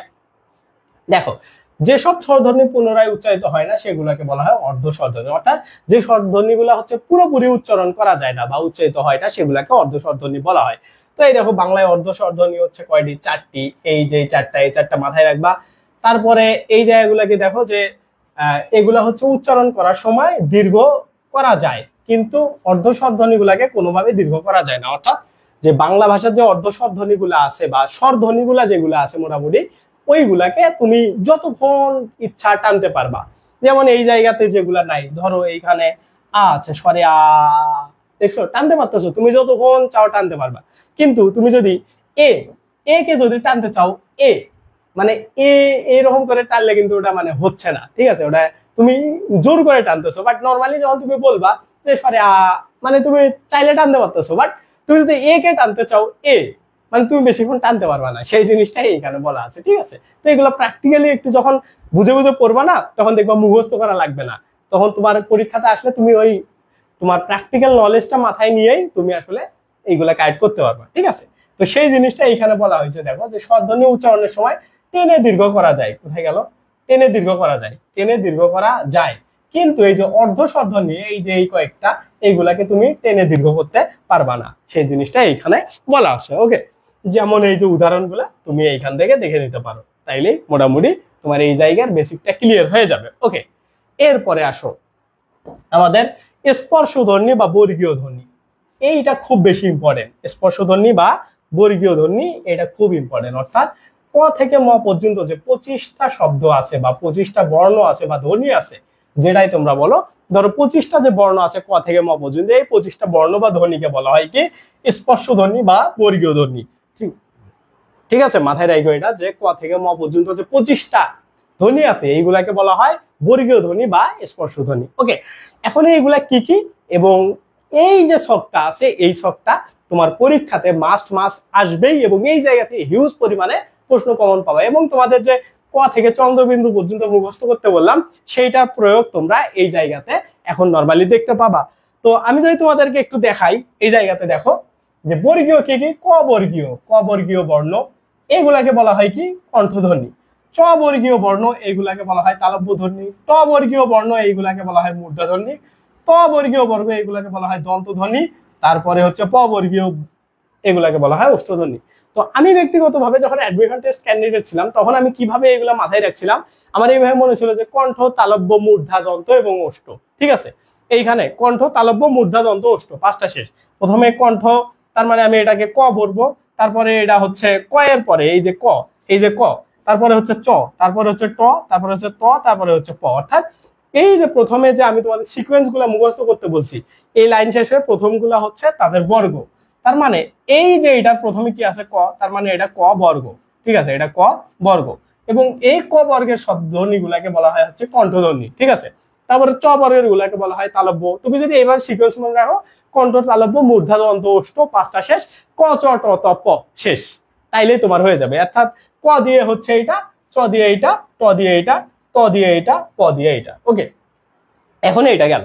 এখন তোমার যদি এই যে ক আসলে তুমি যদি লাইন মিক্স আপ করে ফেলো, অনেকে এই যে এই জায়গাতে ট, ঠ, ড, ধ মূর্ধন্যর জায়গায় দন্তন্য বলে ফেলো, এই জায়গাতে দন্তন্যর জায়গায় মূর্ধন্য করে ফেলো, তো এই জিনিসগুলো যদি তুমি করো, তাইলে তো আসলে মানে বেসিক ভুলগুলা করলে তুমি তো আর মানে সঠিক অ্যান্সারটা করতে পারবা না। যার কারণে আমি তোমাদের বলছি যে ক থেকে চন্দ্রবিন্দু পর্যন্ত খুব ভালোভাবে মুখস্থ করবা, না মুখস্থ করলে এই যে বর্গীয় জিনিসগুলোতে এসে তোমরা গোলমাল পাকায় ফেলতে পারো। ওকে, তো এই জন্য এই ছকটা খুব ভালোভাবে মাথায় রাখবা। তোমাদের পরীক্ষাতে এই জায়গা থেকে প্রশ্ন আসে এরকম যে মূর্ধাধ্বনি নিচের কোনটি, ঠিক আছে, মূর্ধাধ্বনি কোনটি, ধরো অপশনে শুধু ড দিয়ে দিল, ঠিক আছে, বা ঠ দিয়ে দিল, বা যে কোনো একটা, তারপরে তালব্য ধ্বনি ধরো এই নিয় দিয়ে দিল, তখন কি করবা, যে নিয় দিয়ে দিল, তোমার এটা দিয়ে দিল, তখন তুমি কি করলা। তারপরে ধরো এই যে দন্ত ধ্বনি, এই জায়গায় থ দিয়ে দিল, যে কোনটা নিচের অপশনে অনেকগুলো থেকে, এটা থেকে একটা, এটা থেকে এটা, এটা থেকে এটা দিয়ে দিল। ওষ্ঠধ্বনি কোনটা, এই যে ম দিয়ে দিল লাস্টের দিকে। তো এইরকম করে খুব ভালোভাবে এই ছকটা মুখস্থ রাখলে মোটামুটি আশা করা যায় যে কোনো বিশ্ববিদ্যালয়ে 1 নম্বর তোমরা এই জাস্ট ছকটা থেকেই মোটামুটি কমন পাবা। তার মানে এটা খুব বেশি গুরুত্বপূর্ণ, এটা খুব ভালোভাবে মাথায় রাখবা। ওকে, আশা করি জিনিসগুলো তোমাদের ধীরে ধীরে বুঝতে সুবিধা হচ্ছে, ঠিক আছে।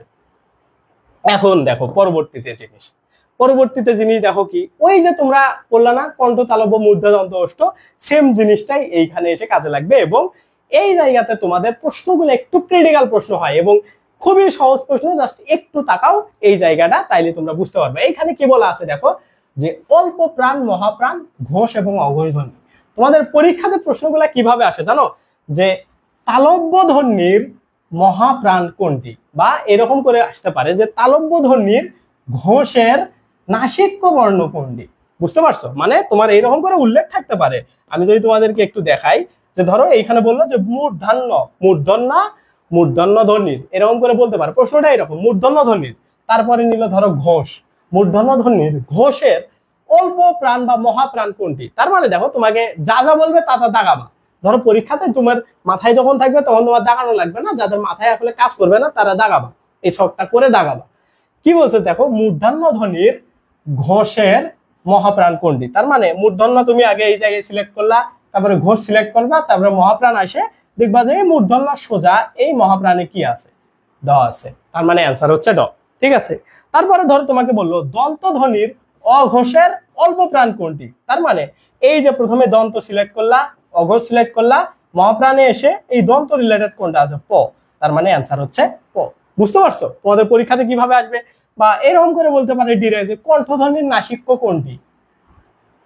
ঠিক আছে উমু, এটা তোমাদেরকে এইভাবে তোমাদের প্রশ্ন আসতে পারে। তার মানে দেখো এই একটা জায়গা থেকে কত ঘোরায় পেঁচায় তোমাদের প্রশ্ন করতে পারে, অথবা ডিরেক্ট এরকম প্রশ্ন করতে পারে যে তালব্য ধ্বনির ঘোষ কোনটি। এখন এই ঘোষের মধ্যে তালব্য রিলেটেড কয়টা আছে, এই তিনটার মধ্যে যে কোনো একটা দিতে পারে তোমাকে। অল্প প্রাণ, মহাপ্রাণ, নাসিক্য, এই তিনটার একটা নাও সিলেক্ট করে দিতে পারে। ঠিক আছে, মানে তোমাকে এই ছক থেকে অনেক পেঁচায়া পুচায়া প্রশ্ন করতে পারে। তার মানে তুমি যদি ছকটাই না মেশাইতে পারো, ছকটাই যদি না করতে পারো, তাইলে তো তোমার হবে না। এখন ছকটা কিভাবে করবা এই জিনিসটা আমি তোমাদেরকে দেখাই দিচ্ছি। দেখো কোনো কিছুই না, কণ্ঠ লিখবা, লিখে কণ্ঠ যে তোমার ধ্বনি বা কণ্ঠ যে বর্ণগুলো আছে লিখবা, যে ক, খ, গ, ঘ, ম, তুমি জানো। তারপরে তালব্য, তালব্য লিখলা 5টা, মূর্ধন্য, দন্ত এবং এইটা হচ্ছে ওষ্ঠ। ঠিক আছে, এটা ভুল হয়ে গেছে, কণ্ঠ, তালব্য, মূর্ধা, দন্ত, এটা ওষ্ঠ, এটা দন্ত না, এটা ওষ্ঠ। ঠিক আছে, এটা মাথায় রেখো, ওষ্ঠ, এটা ওষ্ঠ। ঠিক আছে, ওষ্ঠ, কারণ দন্ত আগে তারপরে ওষ্ঠ। তো এই যে এইরকম করে প্রথমে 5টা করে লিখলা, আগে যে ছকটা দেখলে লিখলা, লেখার পরে তোমরা এই 5টার প্রথম 2টাকে প্রথমে অল্প প্রাণ, মহাপ্রাণ, এই 2টাকে ভাগ করে নিবা, নিয়ে তারপরে এটাকে অঘোষ দিবা, তারপরে ঘোষ। অনেকে ভুল করে কি, প্রথমে ঘোষ লেখো। ঠিক আছে, প্রথমে ঘোষ দিয়ে এইখানে এসে অঘোষ বানায় দাও, তাইলে কিন্তু তোমরা পরীক্ষাতে ভুল অ্যান্সার করবা। এইখানে যেভাবে সিকোয়েন্স আছে ওই সিকোয়েন্সটা তোমার মাথায় রাখতে হবে। তুমি যদি এইভাবে কণ্ঠ, তালব্য, মূর্ধা, দন্ত, ওষ্ঠ 5টা লিখে নাও, প্রথমে অঘোষ লিখবা, তারপরে ঘোষ লিখবা, অঘোষকে 2 ভাগে ভাগ করবা, অল্প প্রাণ, মহাপ্রাণ, ঘোষকে অল্প প্রাণ, মহাপ্রাণ এবং নাসিক্য, এই 3 ভাগে ভাগ করবা। করে যে সিকোয়েন্স অনুসারে 5টা বসে ওই সিকোয়েন্স অনুসারে জাস্ট বসায়া যাবা। এই যে কণ্ঠর 5টা বসাবা, তালব্যর 5টা বসাবা, মূর্ধার 5টা বসাবা, দন্তর 5টা বসাবা, এইভাবে বসায় বসায় সুন্দর করে সিকোয়েন্সটা তৈরি করে নিবা। তারপরে দেখবা তোমার আর কখনোই কোনো ভুল হচ্ছে না। ঠিক আছে, তো নর্মালি যখন তুমি আরো টেস্ট দিবা, আরো মডেল টেস্ট দিবা, আরো ডেইলি, এখন তো মাত্র শুরু করতেছো, যার কারণে তোমার অনেকেই গোলমাল হইতে পারে যে ভাইয়া পরীক্ষার হলেতে এত সময় পাবো না এই সব তৈরি করার। পরীক্ষার আগে কি তুমি কোনো পরীক্ষাই দিবা না? অবশ্যই দিবা, তুমি মডেল টেস্ট দিবা, ডেইলি টেস্ট দিবা, আরো বিভিন্ন পরীক্ষা দিবা, প্রশ্ন ব্যাংক সলভ করবা, তখন দেখবা এই জিনিসগুলো তোমার মাথায় অটোমেটিক্যালি চলে আসছে। ঠিক আছে, তো এই জিনিসটা খুব ভালোভাবে মাথায় রাখো এবং এটা থেকে কিন্তু তোমাদের মাস প্রশ্ন আসবেই। ওকে, এখন দেখো আমরা আজকে আমাদের লাস্ট পড়াশোনা যেগুলা সেগুলাতে ধীরে ধীরে চলে আসবো। এইখানে কি দেওয়া আছে দেখো, যে ধ্বনির উচ্চারণের বিধি বা ধ্বনি উচ্চারণগুলা কিভাবে হয়। আমরা সংবৃত বিবৃত মেইনলি আমরা পড়াশোনা শুরু করতেছি, সংবৃত বিবৃত ওইগুলাতে আমরা ধীরে ধীরে ঢুকবো। তো কি দেওয়া আছে যে শব্দের অবস্থান অনুসারে অ 2 ভাবে লিখিত হয়, অর্থাৎ শব্দের অবস্থান অনুসারে এই যে স্বরেও, তোমরা তো সবাই জানো যে স্বরেওর ব্যবহার, এর ব্যবহার, এইগুলাই সংবৃত বিবৃততে ব্যবহার হয়। আমি তোমাদের ছোট্ট একটা টেকনিক বুঝাই দিব। তোমরা, আমি জানি অনেকেই আসলে সংবৃত বিবৃত এই জিনিসটা নিয়ে কনফিউজড আছো, কিন্তু আজকে খুব সহজ একটা টেকনিক শেখাই দিব, যার কারণে তুমি সংবৃত বিবৃত থেকে যে কোনো প্রশ্ন আসলে তুমি অ্যান্সার করতে পারবা। ক্লাসটা শেষ হইলে তুমি টেস্ট করে দেখো নিজে বাসায় বসে, তাইলে তুমি বুঝতে পারবা। ঠিক আছে, তো এইখানে বিষয়টা দেখো, কি কি দেখো, যে স্বাধীনভাবে ব্যবহৃত হয় অ, অমর, অনেক, এইগুলা যেভাবে লেখা আছে একটু জাস্ট রিডিং করবা। যে শব্দের মধ্যে অন্য বর্ণের সঙ্গে বিলীন ভাবে ব্যবহার হয় অ, কর, মানে এগুলা জাস্ট একটু করে দেখে নিবা। ঠিক আছে, আমরা সংবৃত বিবৃততে দেখে যাই, তোমরা এটা রিডিং করলে এই জায়গাটা ইজিলি বুঝতে পারবা। এখন আসো সংবৃত বা বিবৃত। দেখো সংবৃত বিবৃত বোঝার জন্য জাস্ট একটা জিনিস মাথায় রাখবা, অ এর ব্যবহার এবং এ এর ব্যবহার। ঠিক আছে, অ এবং এ, এই 2টার ব্যবহার, এটা 1 নাম্বার, এটা হচ্ছে 2 নাম্বার। ঠিক আছে, আমরা প্রথমে শিখবো হচ্ছে যেটা, সেটার নাম হচ্ছে অ এর ব্যবহার, স্বরে অ এর ব্যবহার, অর্থাৎ 1 নম্বরটা স্বরে অ এর ব্যবহার। কি বলা আছে দেখো, যে বিবৃত কখন হবে। স্বরেও যখন, এইখানে একটা জিনিস মাথায় রাখো, যে স্বরেও এর উচ্চারণ যখন স্বরের মতোই থাকবে, মানে স্বাভাবিক থাকবে, স্বরের উচ্চারণটা স্বরেওই থাকবে, তখন সেটাকে আমরা বলবো হচ্ছে বিবৃত।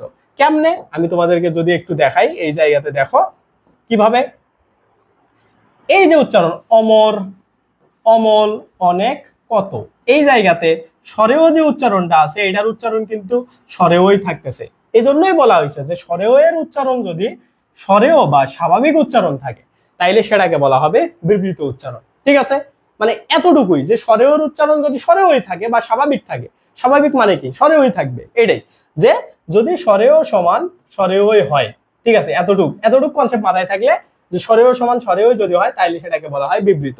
সেই জিনিসটা যেমন এই যে অমর, অমল, অনেক, কত, এইগুলা পরীক্ষাতে দেয় এইভাবে যে কত, ঠিক আছে। এইটাকে যদি আমরা ভাঙি কর সাথে কি আছে, এই যে তোমাদেরকে আমি যে কিছুক্ষণ আগে শিখাইলাম ক প্লাস অ সমান সমান কি ক, এটা শিখাইলাম না কিছুক্ষণ আগে, শিখাইছি না যে ক এর নিচে কি হর্ষ চিহ্ন প্লাস অ, এইটা নিয়ে কিন্তু ক, সেইটাই এইখানে হয়েছে যে ক। তো তার মানে কি এই যে অটা কিন্তু অ এর মতোই আছে, তুমি ভাঙলেও কর সাথে অই পাচ্ছ, অ এর জায়গায় এ পাচ্ছ না, উচ্চারণ করার সময় এও আসতেছে না, মানে ক এর সাথে যে অ আছে সেটা অ এর মতোই আছে, অর্থাৎ স্বরেও এর মতোই আছে, চেঞ্জ হচ্ছে না। তার মানে কি এই রুল আমাদের খাটতেছে যদি স্বরেও ঠিক থাকে তোমার এইখানে উচ্চারণের সময় এবং ভাঙলে উচ্চারণ করলেও এই স্বরেওই থাকে, যদি এইরকম থাকে তাইলে সেটাকে বলা হবে হচ্ছে বিবৃত।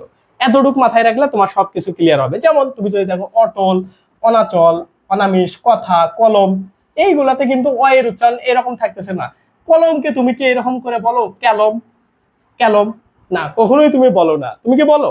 যদি কলমকে যদি তুমি ক্যালম বলতা তাহলে আমরা বুঝতাম যে এই জায়গাতে ক তে ক প্লাস অ, এই অ বাদ দিয়ে হয়ে গেছে এ, ঠিক আছে, এটা আমরা তখন বুঝতাম। কিন্তু এই জায়গাতে কিন্তু শুধু এই, মানে এই জায়গাতে কিন্তু এ ডে এগুলা নাই, অই আছে। কলমকে আমরা কলমই বলতেছি, ক্যালম যদি বলতাম তাইলে এটাকে এ উচ্চারণ হইতো। যখন এইরকম চেঞ্জ হবে তখন সেটাকে আলাদা বলবে, সেটা আমরা একটু পরে আসতেছি। তোমরা জাস্ট এই জায়গাতে মাথায় রাখো যে অ এর উচ্চারণ যদি স্বরেওই হয়, অর্থাৎ এই যে শব্দগুলো আছে এইগুলাতে যদি স্বরের উচ্চারণটা চেঞ্জ না হয়, শ্রেয় এইখানেও অ আছে, গঠিত গঠিত অ আছে, মিত অ আছে, মিত অ, ঠিক আছে। এই যে সবগুলা উদাহরণ এগুলাকে দেখবা, যদি এরকম থাকে তাইলে সেটাকে আমরা বলবো বিবৃত, বিবৃত উচ্চারণ। বা তোমাদের পরীক্ষাতে মেইনলি এই জিনিসগুলো আসবে, মেইনলি এই চারটা অপশন দিয়ে তোমার পরীক্ষাতে আসে, এই জন্য এখানে 3 স্টার দেওয়া আছে, ঠিক আছে। যে অমর, অলেখ, তারপরে অনেক, কত, এইগুলা কিসের উচ্চারণ, এইগুলা বিবৃত স্বরের উচ্চারণ, এইভাবে তোমার পরীক্ষাতে আসবে। ওকে, তো এটা বিবৃত স্বর বুঝে গেলে কার ক্ষেত্রে, স্বরেও এর ক্ষেত্রে। এখন দেখো আবার স্বরেও এর ক্ষেত্রে বিবৃত আমরা শিখলাম, এখন শিখবো হচ্ছে সংবৃত, অর্থাৎ আমরা দুইটা জিনিস শিখবো, একটা হচ্ছে সংবৃত বিবৃত কার ক্ষেত্রে, স্বরেও এর ক্ষেত্রে, আর একটা সংবৃত বিবৃত এ বা এ এর ক্ষেত্রে, ঠিক আছে। তো আমরা যেহেতু স্বরেও এর ক্ষেত্রে শিখতেছি, যা স্বরেও এর ক্ষেত্রেই আমরা এখন দেখার ট্রাই করবো। স্বরেও এর ক্ষেত্রে সংবৃতটা আরো কি দেখো, এখন কি বলা আছে যে এর উচ্চারণ যদি কি হয়, আমরা যদি একটু অন্য কালি নেই, দেখো যদি কি বলা আছে, দেখো এর উচ্চারণ যদি ও হয়, আমরা কি দেখছি যদি স্বরেও এর উচ্চারণ স্বরেও হয় তাইলে সেটাকে বলা হয় বিবৃত, ঠিক আছে, বিবৃত। ওকে, আমরা তো প্রথমে ওটা দেখলাম। এখন এই জায়গায় এসে কি হয়েছে, স্বরেও এর উচ্চারণ যদি কি হয় ও হয়ে যায় তাইলে সেটাকে বলা হবে কি সংবৃত, কি বলা হবে সংবৃত, ঠিক আছে। বেসিক কনসেপ্ট, জাস্ট দুই লাইনে দেখো দুইটা তোমার হয়ে গেছে। একটা যদি স্বরেও এর উচ্চারণ স্বরেওই হয় শব্দে তাইলে সেটাকে বলা হবে কি বিবৃত, আর যদি স্বরের উচ্চারণটা স্বরেওর মতো না হয়ে ও এর মতো হয় তাইলে সেটাকে বলা হবে সংবৃত। কেমনে, আমি তোমাদের উদাহরণগুলো বুঝাই দিলেই তোমরা সুন্দর মতো বুঝতে পারবা। দেখো এই জায়গাতে কি আছে, অতি, অতি কি আছে, অতি। এই অতিকে যদি আমরা ভাঙি বা আমরা যদি উচ্চারণ করি নর্মালি, এটা কিন্তু আমরা অতি উচ্চারণ করি না, আমরা কি করি জানো, ও তয়সেত্তি, অতি, ঠিক আছে, এরকম করে করি। তার মানে কি দেখো এই অটা কিন্তু আর অ থাকলো না, এই অটা কি হয়ে গেছে, ও হয়ে গেছে, ঠিক আছে। সূত্রময় মিলে গেছে যে যদি এই অ ও হয়ে যায় তাইলে সেটাকে আমরা কি বলবো, সেটাকে আমরা বলবো হচ্ছে সংবৃত। এখন সবগুলাকে দেখো, অধীর, অধীরেরও আসল উচ্চারণ হচ্ছে অধীর, ঠিক আছে, অধীর। তারপরে অতুল, এটারও আসল উচ্চারণ হচ্ছে অতুল, ঠিক আছে। তারপর মন, মনের সাথে এরকম ম উকার ও দন্তের ন, মন, এইরকম এরকম করে কিন্তু আসে। তার মানে কি দেখো এই জায়গাতে কিন্তু অগুলা ওই থাকতেছে না, যখন তুমি উচ্চারণ করতেছো তখন অগুলা ও হয়ে যাচ্ছে। বেসিক দুইটা কনসেপ্টে দুইটা ক্লিয়ার।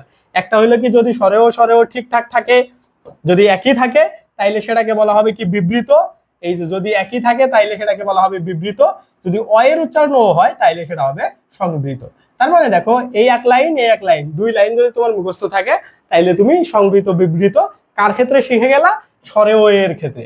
কারণ কি দেখো স্বরেও এর ক্ষেত্রে কেন হচ্ছে, স্বরেওটাই কিন্তু চেঞ্জ হচ্ছে, স্বরেওই থাকতেছে অথবা স্বরেও ও হয়ে যাচ্ছে, ঠিক আছে। স্বরেও এর ক্ষেত্রে সংবৃত বিবৃত তুমি শিখে গেলা। একটা স্টেপ তোমার 50% হয়ে গেল। মানে দুইটা অংশ আছে, আমরা তো আগেই পড়ছি, একটা সরেও এর ক্ষেত্রে, একটা এ বা এ এর ক্ষেত্রে। এখন আমরা সরেও এর ক্ষেত্রে সংবৃত বিবৃত এই যে উদাহরণগুলো আছে সবগুলা সুন্দর করে মাথায় রাখবা, কারণ প্রত্যেকটা থেকে কখনো না কখনো প্রশ্ন আসছিল, যার কারণে এখানে দেওয়া আছে উদাহরণগুলো। ঠিক আছে, এগুলা যত প্র্যাকটিস করবা তত তোমরা বুঝতে পারবা। এখন আসো সংবৃত বিবৃত আর একটা সিস্টেম, সেটা হইলো কি এ বা এ এর ক্ষেত্রে। আমরা তো আগে দেখলাম সরেও এর ক্ষেত্রে সংবৃত বিবৃত, এটা তো আগে দেখলাম। এখন 2 নম্বরটা আমরা দেখবো যে এ বা এ এর ক্ষেত্রে সংবৃতটা কেমন হবে। এখন কি দেখো যে এ এর উচ্চারণ যদি এ স্বাভাবিকই থাকে তাইলে সেটাকে বলা হবে সংবৃত। আই কিন্তু দেখো যেটা স্বাভাবিক ছিল সেটাকে বলা হয়তো বিবৃত। অনেকে এই জায়গাতে ভুলটা করো। দেখো আমি তো নিজেও এগুলা পড়ছি, আমি জানি কোন জায়গায় তোমরা ভুল করতে পারো, এই জায়গাগুলো আমি তোমাদেরকে ধরায় দিই। এইখানে কি দেখো এ এর উচ্চারণ যদি এই থাকে, তার মানে এ এবং এ যদি সমান থাকে, সমান থাকলে কি হচ্ছে সংবৃত এ এর ক্ষেত্রে এসে। বাট তুমি যদি এই জায়গাতে আসো, কি ছিল, যদি সমান ছিল এই জায়গাতে কি কি, যদি অ এবং অ সমান থাকে, সমান থাকলে কি হইতো বিবৃত, তার মানে অ এর ক্ষেত্রে হয় বিবৃত। আবার তুমি যদি এর ক্ষেত্রে আসো তাইলে হয়ে যায় কি সংবৃত। দেখছো, মানে অনেকে ভুল করো এটা, সবাই ভাবো যে দুইটাই একই, একটা কিন্তু আরেকটার বিপরীত। ঠিক আছে, তো এই দুইটা একই, যখন এর উচ্চারণ এই থাকবে সেটাকে বলা হবে সংবৃত।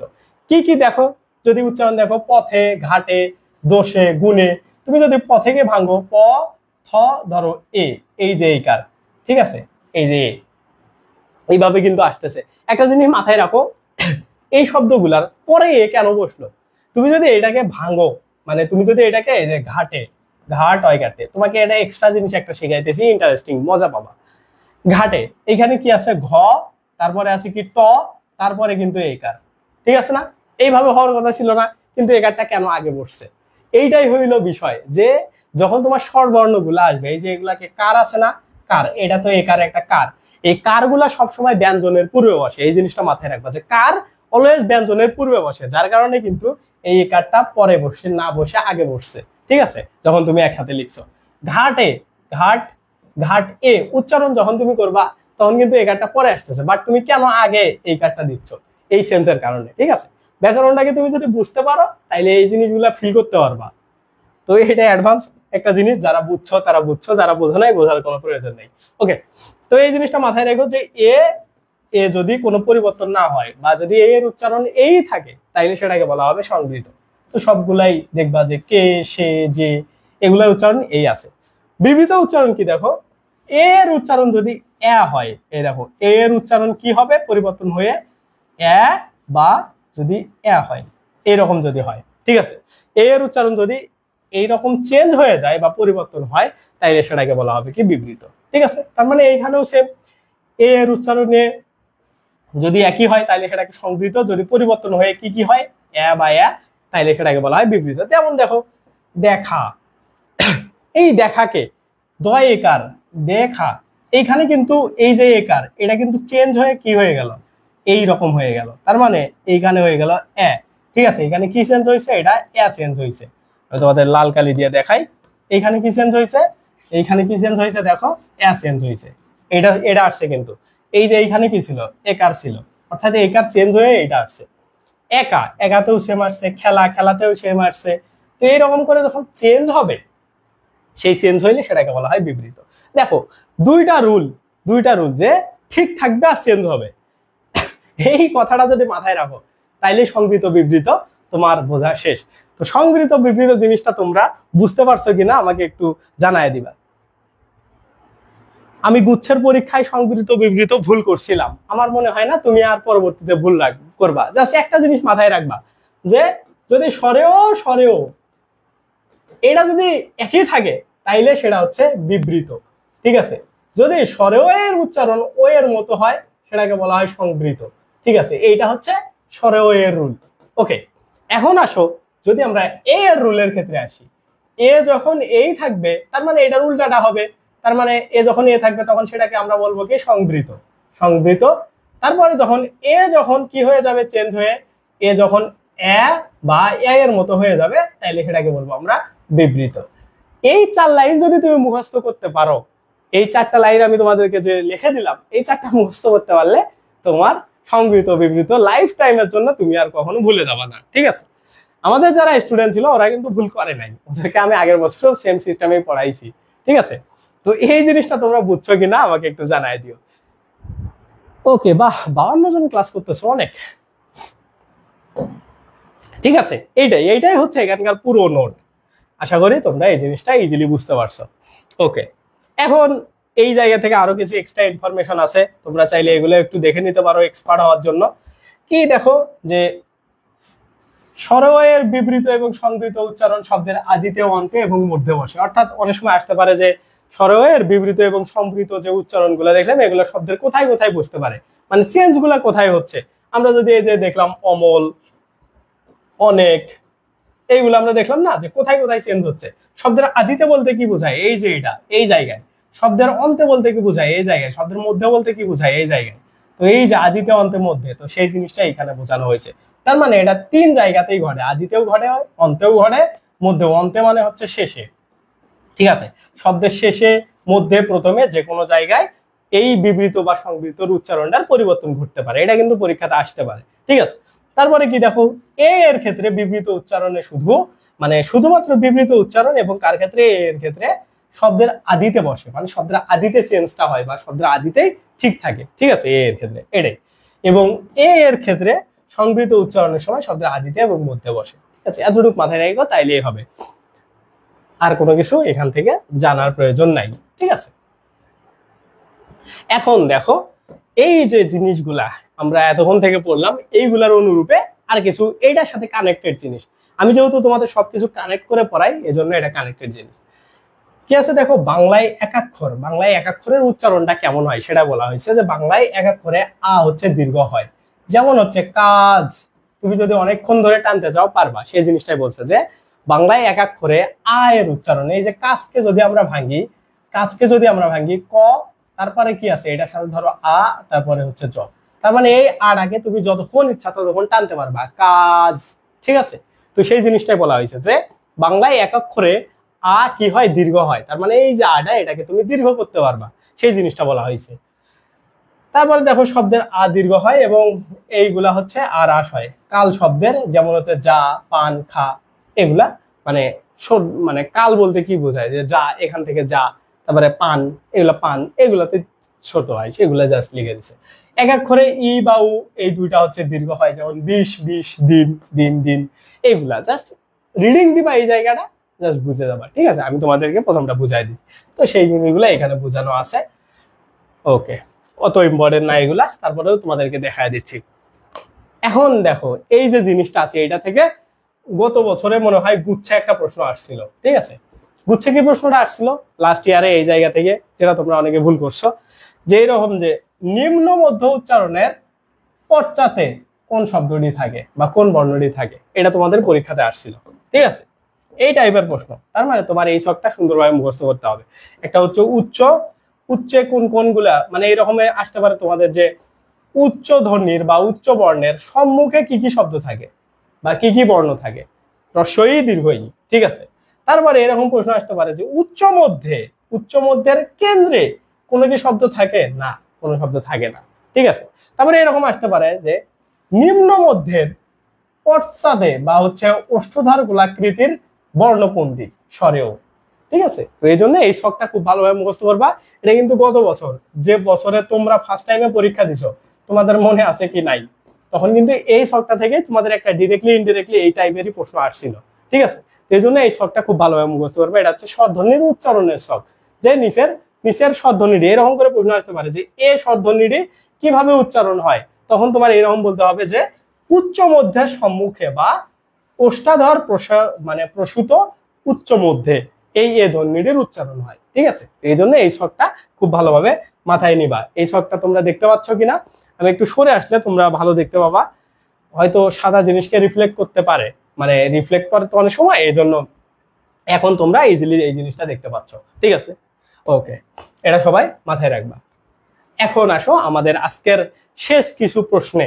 এই যে আমি তোমাদের যে প্রশ্নটা বুঝাইলাম না, মানে সেটাই দেখো, যে জিহ্বার সামনের অংশের সাহায্যে উচ্চারিত স্বরধ্বনিকে কি বলে? জিহ্বার সামনের অংশে, অর্থাৎ সম্মুখের অংশে যে আমরা উচ্চারণ করি সেটাকে কি বলে? বলো তো দেখি, এটা কি হবে? এটা চট্টগ্রাম বিশ্ববিদ্যালয়ে আসছিল।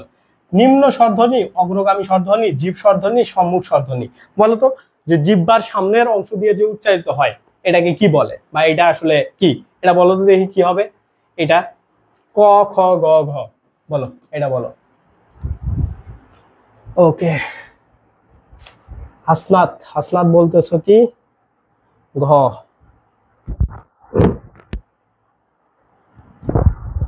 হাসনাত বলতেছো ঘ। ওকে, সবাই ঘ ঘ ডি ডি ডি ডি ডি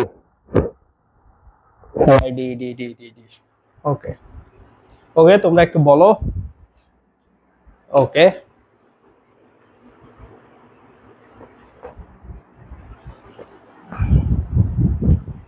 ওকে ঠিক আছে ভাইয়া, আমি ভুল করছিলাম। এটা একের ঘর, নাহিদা আক্তার। হ্যাঁ, এই প্রশ্নটা মনে হয় তোমাদের গুচ্ছও দিছিল, পরে চট্টগ্রাম বিশ্ববিদ্যালয়ে দিছিল। তো এটার অ্যান্সার হবে হচ্ছে সম্মুখ স্বরধ্বনি। ঠিক আছে, যেটা তোমরা এই যে আগের যে ছকটা আছে এটা তোমরা পড়লেই ওই প্রশ্নের অ্যান্সারটা পারতা। ঠিক আছে, এটা পারতা এইখানের এই বিষয়টা। ঠিক আছে, আমরা সূক্ষ্ম থেকে সূক্ষ্ম বিষয় সবকিছু শিখবো। ঠিক আছে, যেগুলা থেকে প্রশ্ন আসে। এখন আমাদের আজকে লাস্ট টপিক, আমাদের লাস্ট পড়াশোনা। একটু মনোযোগ দাও, তাইলে এই জিনিসটা তোমাদের ক্লিয়ার হয়ে যাবে। দেখো, আমি তোমাদের বিষয়গুলোকে এত সুন্দরভাবে গোছায় দিচ্ছি যে একটা বিষয়ের সাথে আর একটা বিষয় যে কানেক্টেড, এবং কানেক্টেড বিষয়গুলা আমি, তোমরা একটা বিষয় খেয়াল করো কিনা আমি জানি না, আমার এই পড়াগুলা পড়ার পরে তোমার কিন্তু 4টা বই ক্লিয়ার হয়ে যায়। কি কি বই আমি বলবো? নবম দশম শ্রেণীর যে পুরনো ব্যাকরণ বইটা আছে সেটা ক্লিয়ার হয়, নতুন যে ব্যাকরণ বইটা আছে ওইটা ক্লিয়ার হয়, পাশাপাশি তোমাদের সহায়ক বই হিসাবে কিন্তু কয়েকটা বই ক্লিয়ার হয়। যেমন তোমার অভিজাত্রী বইটাও ক্লিয়ার হয়ে যায়। আরো দু একটা বই আছে যেগুলো তোমরা নাম জানো না, বাট ক্লিয়ার হয়ে যায়। ঠিক আছে, তার মানে একটা জিনিস দেখো, যে একটা ক্লাস এত সুন্দর করে গোছায় গোছায় তোমাদের করাইতেছি। মানে এই যে আজকে তোমরা কতজন ক্লাস করতেছো? 50 জন। ঠিক আছে, তো সেম ক্লাস আমি যে তোমাদেরকে ডেডিকেশন দিয়ে ক্লাস নিই, এই ক্লাসগুলো যদি আমি পেইড ব্যাচে নিতাম, আমাদের তো নেক্সট মান্থ থেকে পেইড ব্যাচ আসবে। নেক্সট মান্থের 1 তারিখ থেকে অলরেডি অনেকজন ভর্তি হয়ে গেছে। তো তখন তো ধরো আর আমি এইভাবে ডেডিকেটলি ক্লাস নিতে চাইলেও পাবো না, কারণ আমাদের পেইড ব্যাচের স্টুডেন্টদেরকে আমি তোমাকে যদি এইখানে 100% দিয়ে পড়াই, ওইখানে কি তাদের আমি 100% দিয়ে পড়াবো না, বরঞ্চ তাদের এর থেকে ভালো করে পড়াবো। প্রত্যেকটা টপিকে তাদের ধরে ধরে প্রশ্ন সলভ করাবো। এগুলার আরো অ্যাডভান্স লেভেলের পড়াশোনা যত ভালো করা যায় তত করাবো। তো ফ্রি আসলে কেন করা হয় না? প্রথম দিনে তোমরা ক্লাস করলা 300 জন, তারপরে দিনে 200 জন, আজকে করতেছো 50 জন। আমি যদি টানা 40 দিন ক্লাস নেই, তোমরা ক্লাস করবে 5 থেকে 7 জন। কেন ক্লাসটা 5 থেকে 7 জন করতেছো জানো? কারণ তোমরা কোনো টাকা পয়সা দাও নাই। তুমি যদি টাকা পয়সা দিয়ে ভর্তি হইতা তাইলে দেখতা তুমি ঠিকই ক্লাস করতা। তো এই হচ্ছে তোমাদের প্রবলেম। ঠিক আছে, তো এইগুলার কারণে আসলে মানে ফ্রি ক্লাস আমরা ডেডিকেটেডলি নিতে চাইলেও তোমরা আসলে পারো না। তো ব্যাপার না, দেখবো তোমাদের যদি রেসপন্স কমে যায়, আমি সুন্দর মতো সবকিছু অফ করে দিয়ে পেইড ব্যাচ সুন্দর মতো যারা যারা ভর্তি হবে তাদেরকে আমি 100% কেন, তাদেরকে আমি 200% দিয়ে পড়াবো। ঠিক আছে, এই হচ্ছে কথা। ওকে, এখন দেখো আমাদের আজকের লাস্ট কিছু টপিক। এই জায়গাতে দেখো যে সংযুক্ত আচ্ছা, সংযুক্ত ব্যঞ্জন বর্ণ এবং আর কি মূল কথা, আমরা এখন হচ্ছে যুক্ত বর্ণ করবো। আজকে লাস্ট টপিক যেটা যুক্ত বর্ণ, 4 নম্বর টপিক। আমরা 3টা টপিক ক্লিয়ার করে ফেলছি। 4 নম্বর টপিক কি দেখো, ষষ্ঠ যুক্ত বর্ণ। অর্থাৎ যে যুক্ত বর্ণগুলাতে কোনো ঝামেলা হয় না বা খুব ইজি, সহজে চেনা যায়, সেগুলাকে বলা হয় স্বচ্ছ যুক্ত বর্ণ। যেমন এই যুক্ত বর্ণটাকে যদি তোমরা ভাঙো, ক এবং ট আছে, বুঝতে পারতেছো, এটাকে যদি ভাঙো জ প্লাস জ আছে, এটাকে ভাঙো জ প্লাস ব আছে।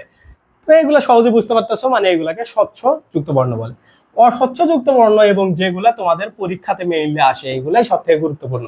যেগুলা কখনো চিনতে পারা যায় না, মানে খুব কঠিন হয়, সেগুলাকে বলা হয় অস্বচ্ছ যুক্ত বর্ণ। যেমন এই দেখো কত ঝামেলা করে করে দিছে। ঠিক আছে না? তো এই অস্বচ্ছ যুক্ত বর্ণের আমরা কিছু উদাহরণ দেখব, এবং যেগুলা তোমরা আসলে মেইনলি পরীক্ষাতে ভুল করো। তো তার আগে একটু বেসিক জিনিস জানো, তারপরে আমরা যাচ্ছি যে বাংলায় সাধারণত 3 ভাবে এই যে সংযুক্ত ব্যঞ্জন বা যুক্ত বর্ণগুলা গঠিত হয়। একটা কার যোগে, ফলা যোগে, আর ব্যঞ্জনের সঙ্গে ব্যঞ্জন বা ফলা যুক্ত হয়। কেন তোমাদের পড়াচ্ছি, এটা একবার পরীক্ষাতে আসছিল, তোমাদের যাতে পরীক্ষাতে আটকায় না দেয়, যার কারণে যে সংযুক্ত ব্যঞ্জন বা ব্যঞ্জন ধ্বনিগুলা কয় ভাবে আসলে গঠিত হইতে পারে, কার, ফলা এবং ব্যঞ্জনের সঙ্গে ব্যঞ্জন যুক্ত হয়ে। ঠিক আছে, তো এইগুলা মাথায় রাখবো। এখন দেখো এই যুক্ত বর্ণের প্রত্যেকটাই যেগুলা এখানে আছে সেইগুলা তোমরা কখনো মানে কখনো না কখনো এগুলো ভুল করতে হবে। ইন্টারেস্টিং জিনিস দেখো, যারা ঘুমাচ্ছ একটু তাকাও এই দুইটার দিকে, লাইফে আর কখনো ভুল করবা না। তোমরা সব থেকে বেশি কনফিউজ হয়ে গেছে এই দুইটা শব্দে না, যে কখন জ হবে কখন নিয় হবে, কখন নিয় হবে আগে কখন জ হবে আগে। আজকে আমি একটা ট্রিক শেখায় দিচ্ছি, এই ট্রিক দিয়ে তুমি কোনোদিন মুখস্থ না করেও যা বুঝতে পারবা। কেমনে? এই শব্দটার দিকে তাকাও, আমি যদি তোমাকে একটু বড় করে লিখে দেই, প্রথমে কি আছে? এইভাবে আছে না? একটা টান দেয়া আছে না? এরকম করে প্রথমে একটা এরকম করে টান দেয়া আছে না? এই যে অংশটা, এই যে এতটুকু টান দেয়া আছে না? আছে। তার মানে কি? এইরকম প্রথমে যেহেতু টান দেয়া আছে, তার মানে এইটাকে টান দিয়ে লেখো জ, তারপরে এই যে বড় অংশটা কি দেয়া আছে? নিয়র অংশ দেয়া আছে, তারপরে নিয় দাও। ঠিক আছে? তার মানে এই যে প্রথমে যখন তুমি টান দেখবা এরকম, এই যে এই জায়গাতে দেখো, এই যে একটা টান, ছোট্ট একটা টান, এই যে টানটা দেখলা, যার কারণে এটা জ, এই জায়গাতে মনে করো আগে জ, তারপরে এটার উপরে নিয় লেখা আছে। পরেরটাতে একটু যদি খেয়াল করো, এই জায়গাতে কি লেখা আছে দেখো তো দেখি। প্রথমে কিন্তু এইরকম একটা চিহ্ন দেওয়া আছে, মানে প্রথমে নিয়ত চিহ্নটা দেওয়া আছে, তারপরে এই যে নিচে থেকে কিন্তু টান দেওয়া আছে, নিচে থেকে টান দেওয়া আছে। তার মানে প্রথমে তুমি কি লিখবা? নিয় লিখবা, তারপরে হচ্ছে জ লিখবা। এই সিম্পল ট্রিকটা যদি তুমি ফলো করো, তাইলে তোমার কখনোই মানে ভুল হবে না। তুমি এই দুইটার দিকে তাকাও একটু, তাইলে বুঝতে পারবা। প্রথমে দেখো এই জায়গায় টান আছে, তার মানে তুমি টান দিয়ে জ লিখে নিলা, তারপরে নিয় দিলা, তারপরে নিয় দিলা। সেম জিনিস এই জায়গাতে খেয়াল করবা, প্রথমে কি আছে? প্রথমে নিয় আছে, তারপরে কিন্তু টান দেয়া আছে। তো প্রথমে নিয় লিখে দিলা, তারপরে জ লিখে দিলা। আজকের পর থেকে আশা করছি এই দুইটার তোমাদের আর কখনো কনফিউজ হবে না। তোমরা বইয়েও দেখবা সেম স্টাইলে লেখা আছে, বইয়েও দেখবা, যে কোনো জায়গায় দেখবা। যার যদি আগে উপরে টান দেখো, তার মানে আগে জ লিখে দিলা, উপরে নিয় দেখলে আগে নিয় দেখে দিলা, পরে জ তার সাথে থাকতেছে। আশা করছি এই জিনিসটা তোমাদের আর কখনো ভুল হবে না। ঠিক আছে? এটা আমাদের প্রথম যুক্ত বর্ণ গেল। তারপরে দেখো এটা ইজিলি নিয় এবং চ, কারণ তুমি যদি 50 বানান দেখো, 50, তার মানে 50-এর নিয় এবং চ এই দুইটা থাকবে 50। ওকে, তারপরে এটা নিয় এবং ছ, এটা নিয় বোঝাই যাচ্ছে, তার নিচে হচ্ছে ছ আছে। এটা বেসিক জিনিস, তোমাদের মেইনলি এটা এবং এটাতে কনফিউজ হয়েছিল। আর এইটাতে হচ্ছে নিয় প্লাস ঝ, এটা এরকম একটা ছিল মনে হয়, যাই হোক এটা এরকম ছিল, এইটা মাথায় রাখো। তো বেসিক্যালি তোমাদের এই যে এইটা আর এবং এইটা, এই দুইটাতেই মেইনলি পরীক্ষাতে তোমাদের আসে। ওকে, এখন আসো আমরা পরবর্তীতে আর কিছুতে যাই। এখন একটা জিনিস দেখো, এইটা মূর্ধন্য হবে নাকি এইটা দন্তন্য হবে? অনেক সময় এই জিনিসটা তোমরা কনফিউজ হয়ে যাও। তো তোমাদেরকে আমি যখন হচ্ছে পড়াবো না, যে তোমাদেরকে যখন আমি কি পড়াবো, বানান পড়াবো, নত্যবিধান সত্যবিধান, তখন এই জিনিসটা ক্লিয়ার হয়ে যাবে। তো এইটা জাস্ট এমনি মাথায় রাখো, যে এইভাবে মাথায় রাখো যে মূর্ধন্য এবং ট এই দুইটা হচ্ছে একই গ্রুপের সদস্য। যেমন আমি তোমাদেরকে যদি একটু দেখাই একই গ্রুপ কেমনে হয়, আমি তোমাদেরকে দেখাই। আমরা যদি ছকটা বের করে যাই, এই যে এই জায়গাতে দেখো, এই যে ট, ঠিক আছে, এই যে ট আর এই যে দেখো মূর্ধন্য, একই গ্রুপ না? মানে এটা মূর্ধাধ্বনি না, মূর্ধাধ্বনির গ্রুপ না, একই গ্রুপ। তার মানে কি এই গ্রুপে দন্তন্য নাই। যেহেতু একই গ্রুপে নাই, সংযুক্ত বর্ণ হওয়ার সময় একই গ্রুপ ছাড়া অন্য গ্রুপের শব্দ সহজে সংযুক্ত হয় না। ঠিক আছে? এই জিনিসটার কারণেই ওই জায়গাতে মূর্ধন্য যুক্ত হয়ে গেছে ট এর সাথে। ঠিক আছে? এইরকম করে ট এর সাথে মূর্ধন্য ট এর সাথে যুক্ত হয়ে গেছে, এটা দন্তন্য হয়নি। ঠিক আছে? এইটা জিনিস মাথায় রাখবা। তারপরে তুমি যদি এরকম অন্ত লেখো, এই জায়গাতে এটা দন্তন্য না মূর্ধন্য হয়েছে, দেখো তটা কোথায় আছে? এই যে দন্ত এই গ্রুপে আছে, তার মানে এই গ্রুপে কি থাকবে? দন্তন্য থাকবে। এটাকে যদি তুমি দেখো দন্তন্য, তার মানে এই যে অন্ত শব্দে এইখানে কিন্তু দন্তন্য প্লাস ত আছে। আবার তুমি যদি কণ্ঠ শব্দ দেখো, এইখানে কিন্তু মূর্ধন্য প্লাস ঠ আছে, কারণ এই যে ঠ, এইটা কিন্তু ঠটা এই মূর্ধন্য গ্রুপের। ঠিক আছে? ব্যাকরণ কিন্তু তার নিয়ম মেনেই চলে। আমরা যদি একটু ট্রিক খাটাইতে পারি, তাইলে এই বিষয়গুলো বুঝতে পারবো। ঠিক আছে? তো যার কারণে কিন্তু এটা মূর্ধন্য হয়ে গেছে। ওকে, কোথায় গেল? আমরা একদম লাস্টে ছিলাম। ঠিক আছে? বুঝতে পারছো? আশা করি তোমরা এই জিনিসগুলো আর কখনো ভুলবা না। তোমরা আগে মুখস্থ করতে, কিন্তু কেন মূর্ধন্য হইলো, দন্তন্য কেন হইলো না, এই প্রশ্নের অ্যান্সার তুমি আসলে হয়তোবা কখনো খোঁজো নাই, বা যার কাছে পড়ছিলা সে তো হয়তোবা তোমাকে এইভাবে বুঝায় দেয়নি। আশা করি তোমরা এই জিনিসটা বুঝে গেছো। তারপরে কি দেখো, এই যে ত থ, এটা হচ্ছে উত্থান বানান। যদি তুমি দেখো উত্থান, তো উত্থান ত থ কিন্তু থাকতেছে। ঠিক আছে? শব্দগুলা মনে রাখবা, তাইলে হবে যে এটা উত্থানের ত থ, তার মানে ত এবং থ থাকতেছে। তারপরে জন্ম, এটা হলো দন্ত ন, তারপরে নিচে হচ্ছে ম। ঠিক আছে? এটা মাথায় রাখবা, জন্ম বানান, জন্ম। এইটা বানালে এইটা এইটা এটা কিভাবে হয়, নয় এবং ম। তারপরে এটা তোমরা সবাই জানো, যুক্ত খ এবং হ, এটা যদি একসাথে থাকে তাইলে হয় এবং ম, এই দুটো হয়। তার মানে এইখানে 4টা এবং আগের 4টা, এই 8টা বানালে তোমার কনফিউশন থাকতে পারে, এবং এই 8টা থেকেই যুক্ত খ রিলেটেড প্রশ্ন আসে, এর বাইরে তেমন প্রশ্ন আসে না, ঠিক আছে। তারপরে এই যে সূক্ষ্ম বানানে, এটাকে আপনি কি হইলো, প্রথমে ক, তারপরে মূর্ধন্য স, তারপরে ম, এই সূক্ষ্ম বানানের এই অংশটা এই জায়গা থেকে হইলো। আর স্বতন্ত্র বানানের এই জায়গাটা দন্তন্য ত, র ফলা এইগুলা, তারপরে হচ্ছে জ ফলা দিয়ে এই জায়গাটা পুরোটা হয়ে গেছে, ঠিক আছে। তো এইটা বেসিক জিনিস, তোমরা আসলে এই জায়গা থেকে এই জিনিসগুলা বুঝতে পারবা। ওকে, এখন দেখো লাস্ট আজকের এইটাই শেষ, তারপরে আমরা কিছু প্রশ্ন সলভ করব। সংখ্যা বর্ণ বলতে কি বোঝায়, যে বাংলা ভাষায় সংখ্যা নির্দেশের জন্য 10টি সংখ্যা বর্ণ রয়েছে 0 থেকে 9 পর্যন্ত, 1 2 3 4 5 6 7 8 9 এবং 0, অর্থাৎ এই 10টাকে বলা হয় সংখ্যা বর্ণ। তোমাদের পরীক্ষাতে আসতে পারে যে সংখ্যা বর্ণ টোটাল কতটি, 10টি, ঠিক আছে। তো আজকের পড়া বেসিক্যালি আমাদের এই জায়গাতেই শেষ। ওকে,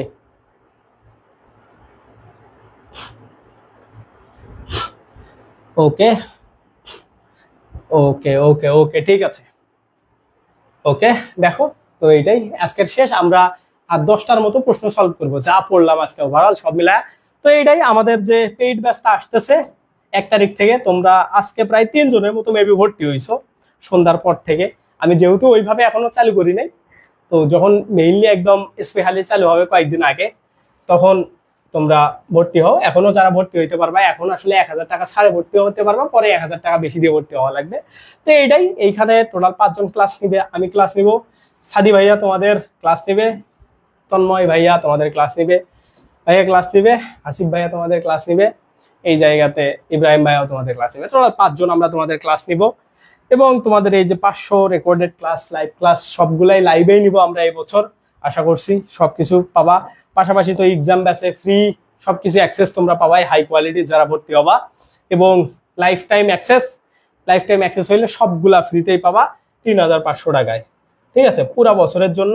যত এক্সাম ব্যাচ আসবে, যত ব্যাচ আসবে, জাহাঙ্গীরনগর যা বলো, ম্যাথ আইকিউ যা যা লাগে সবকিছু তোমরা আমাদের এই ব্যাচে ভর্তি হইলে পাবা। মানে পয়েন্ট কাইন্ড অফ 3500 টাকায় তুমি পুরো বছর পড়বা। আমাদের যা যা সার্ভিস আছে, এক্সাম ব্যাচ, তারপরে লাইভ ক্লাস ব্যাচ, যত ব্যাচ আসবে ফিউচারে, সব ব্যাচ যা ব্যাচ আসবে, গাইডলাইন সেকশন বলো, যা বলো, অর্থাৎ 3500 টাকায় পুরো বছরের জন্য আমাদের কাছে তুমি স্টুডেন্ট।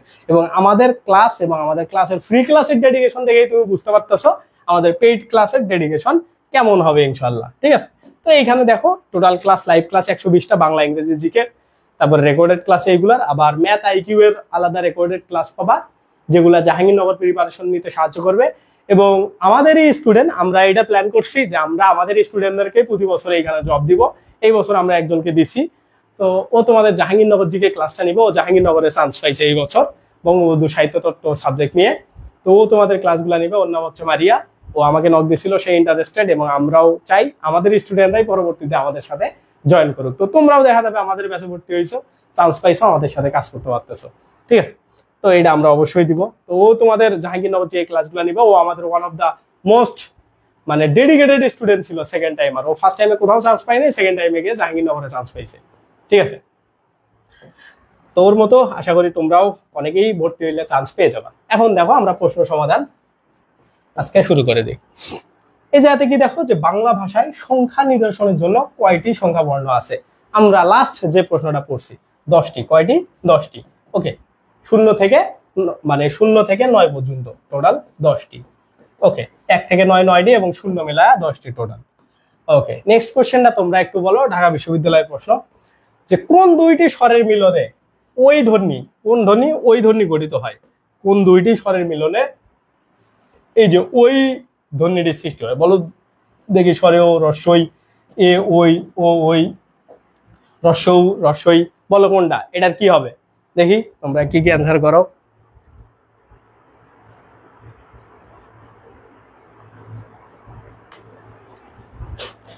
ওকে, সবাই বলতেছো এ, এ 10-এর, আচ্ছা 10টা। আচ্ছা, এইটাকে আমরা 2 নম্বর দিই। এখন লেখো 2 এর কত? 2 এর ক। ওকে, ওকে, ওকে, সাবাস, খুবই ভালো, খুবই ভালো। দেখছো তোমরা অনেক কিছু শিখে যাচ্ছ ক্লাসের মধ্যেই। এইটা কিন্তু ক অ্যান্সার, ঠিক আছে, আমরা আগেই দেখছি। স্বরেও প্লাস রস্বই ইকুয়াল হচ্ছে ওই। তারপরে আমরা যদি ও কে ভাঙি তাহলে কি স্বরেও প্লাস হ্রস্বও ছিল মেবি। যাই হোক, এটা না, এটা এটা এটা এটা হচ্ছে তোমাদের ঠিক আছে, এটা ঠিক আছে। ওকে, আমি জাস্ট দেখলাম। নেক্সট 3 নম্বর কোশ্চেনটা কি দেখো, বাংলায় বর্গীয় ধ্বনি কতটি বা বাংলা ভাষায় বর্গীয় বর্ণ কতটি? ঠিক আছে, বর্গীয় ধ্বনি মাথায় রাখো, এই প্রশ্নটা কিন্তু খুবই ইম্পর্টেন্ট। এটা দেখো, আইসিডি মন্ত্রণালয়ের সহকারী প্রোগ্রাম 2017, বাংলায় কতটি বর্গীয় ধ্বনি বা বর্গীয়? তোমরা এই প্রশ্নের অ্যান্সার দেখি কে কে পারো, 25টি, 37টি, 39টি নাকি 41টি? ক খ গ ঘ বলো দেখি এটা কি হবে। আশা করছি সবাই অ্যান্সার করবা। এইটা হচ্ছে 3 নম্বর কোশ্চেন। 3-এর কত হবে বলো দেখি? 3-এর 25টি, 3-এর ক 25টি। সাবাস, তোমরা যে স্পর্শধ্বনি তোমাদেরকে পড়াইছি না, স্পর্শধ্বনি, ঠিক আছে, সেই স্পর্শধ্বনি গুলাকে বর্গীয় ধ্বনি বলা হয়। ঠিক আছে, ক থেকে কত পর্যন্ত? প পর্যন্ত মেবি, ক খ গ ঘ ম, হ্যাঁ, ক চ ট ত প ফ ব ভ ম, ক থেকে ম পর্যন্ত, এই 25টা, এই 25টাকে বলা হয় বর্গীয় ধ্বনি। ওকে, অর্থাৎ তার মানে তোমাদের প্রশ্ন আসতে পারে যে বাংলায় বর্গ টোটাল কতটি বলো তো দেখি। তোমাদের বর্গীয় ধ্বনি যদি 25টা হয়, তাহলে বর্গ কতটি? বর্গ কতটি বলো, এই প্রশ্নের অ্যান্সার দাও। যদি বর্গীয় ধ্বনি 25টা হয় তাহলে বর্গ কতটি? দেখি এটা বলো দেখি, বর্গ কতটি? এই প্রশ্নের অ্যান্সার দাও। যদি বর্গীয় ধ্বনি 25টা হয়, এটার অ্যান্সার ঠিক আছে, তাহলে বর্গ কতটি? তাহলে বর্গ কতটি? বর্গ সমান কত? সাবাস, বৃষ্টি সরকার 5টি। তানজিম 5টি। 50টি? না না না না, 50টি না, 25টি। না, ভুল, না, 5টি। হ্যাঁ, যারা 5টি বলতেছো তারা। বর্গ বলতে কি বোঝানো হয়েছে? এই যে আমরা পড়ছি না, কণ্ঠ, তালব্য, মূর্ধা, দন্ত, ওষ্ঠ, এইগুলোকে এক একটা বর্গ বলা হয়। যেমন কণ্ঠ, এটা একটা বর্গ, এটা একটা বর্গ, বর্গ 1, এটা একটা বর্গ 2, এটা বর্গ 3, এটা বর্গ 4, এটা বর্গ 5। তার মানে এক একটা বর্গে কয়টা করে বর্ণ থাকে? 5টা। যেমন আমরা কণ্ঠ বর্ণে কি দেখি? ক থেকে ইয় পর্যন্ত, তারপরে তালব্যতে চ থেকে নিয় পর্যন্ত, এইভাবে কিন্তু, ঠিক আছে, এইভাবে কিন্তু 25টা থেকে 5টা হয়েছে। ঠিক আছে, একটাতে যেহেতু 5টা, কণ্ঠ, তালব্য, মূর্ধা, দন্ত, ওষ্ঠ, 1 2 3 4 5, এইভাবে মেইনলি তোমাদের 5টা হয়ে গেছে। ওকে, আশা করি এই প্রশ্নের অ্যান্সারটা তোমরা বুঝতে পারছো। এখন আসো নেক্সট কোশ্চেনে। এটা ধরো 4 নম্বর কোশ্চেন দিই, নিচের কোনগুলো কণ্ঠধ্বনি? এটা দেখো বিউপির প্রশ্ন, বিউপি FA+S। তোমরা অনেকেই বিউপিতে পড়ার ইচ্ছা, এই প্রশ্ন তোমাদের 100% পাওয়া উচিত। এইখানে 44 জন আসো, আশা করি 44 জনই এই প্রশ্নের অ্যান্সার পারবা। নিচের কি কণ্ঠধ্বনি, অর্থাৎ কণ্ঠ, তালব্য, মূর্ধা, দন্ত, ওষ্ঠ। তো কণ্ঠের মধ্যে কি কি আছে দেখো তো দেখি। এখানে কতে আছে কি? ক খ গ ঘ ম। খতে আছে কি? চ ছ বর্গীয় ধ্বনি। গতে আছে কি?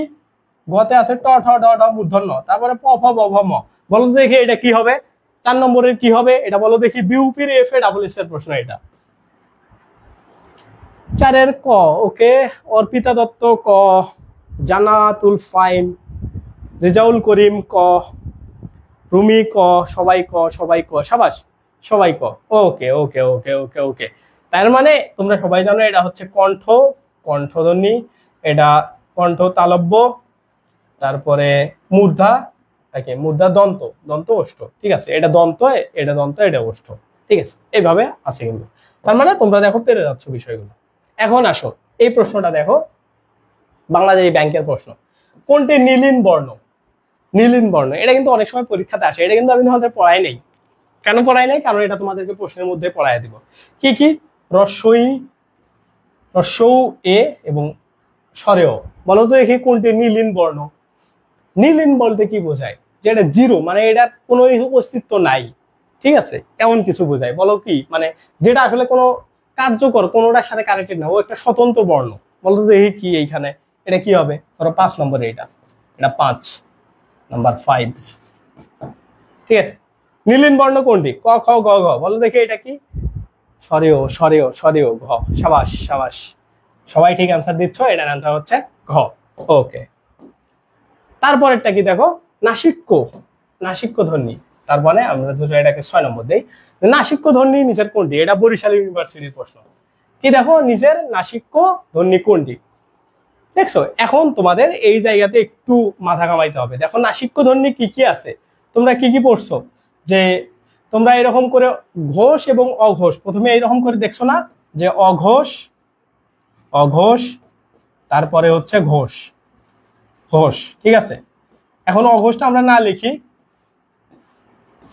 এই যে শেষে এসে কিন্তু ছিল নাসিক্য নাসিক্য।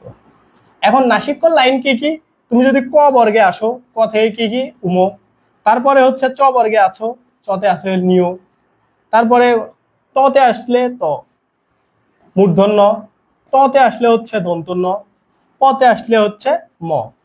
তার মানে কি কি অপশন দেখো তো আছে এখানে, ঝ আছে, ল আছে, প আছে, তার মানে ঝ ল প কিচ্ছু নাই, আছে হচ্ছে ম। তার মানে এটার অ্যান্সার হচ্ছে খ, ঠিক আছে। তো এইভাবে কিন্তু দেখো তুমি যখন নর্মালি এই জিনিসগুলো মাথায় রাখবা তখন তুমি ইজিলি পেরে যাবা, ঠিক আছে।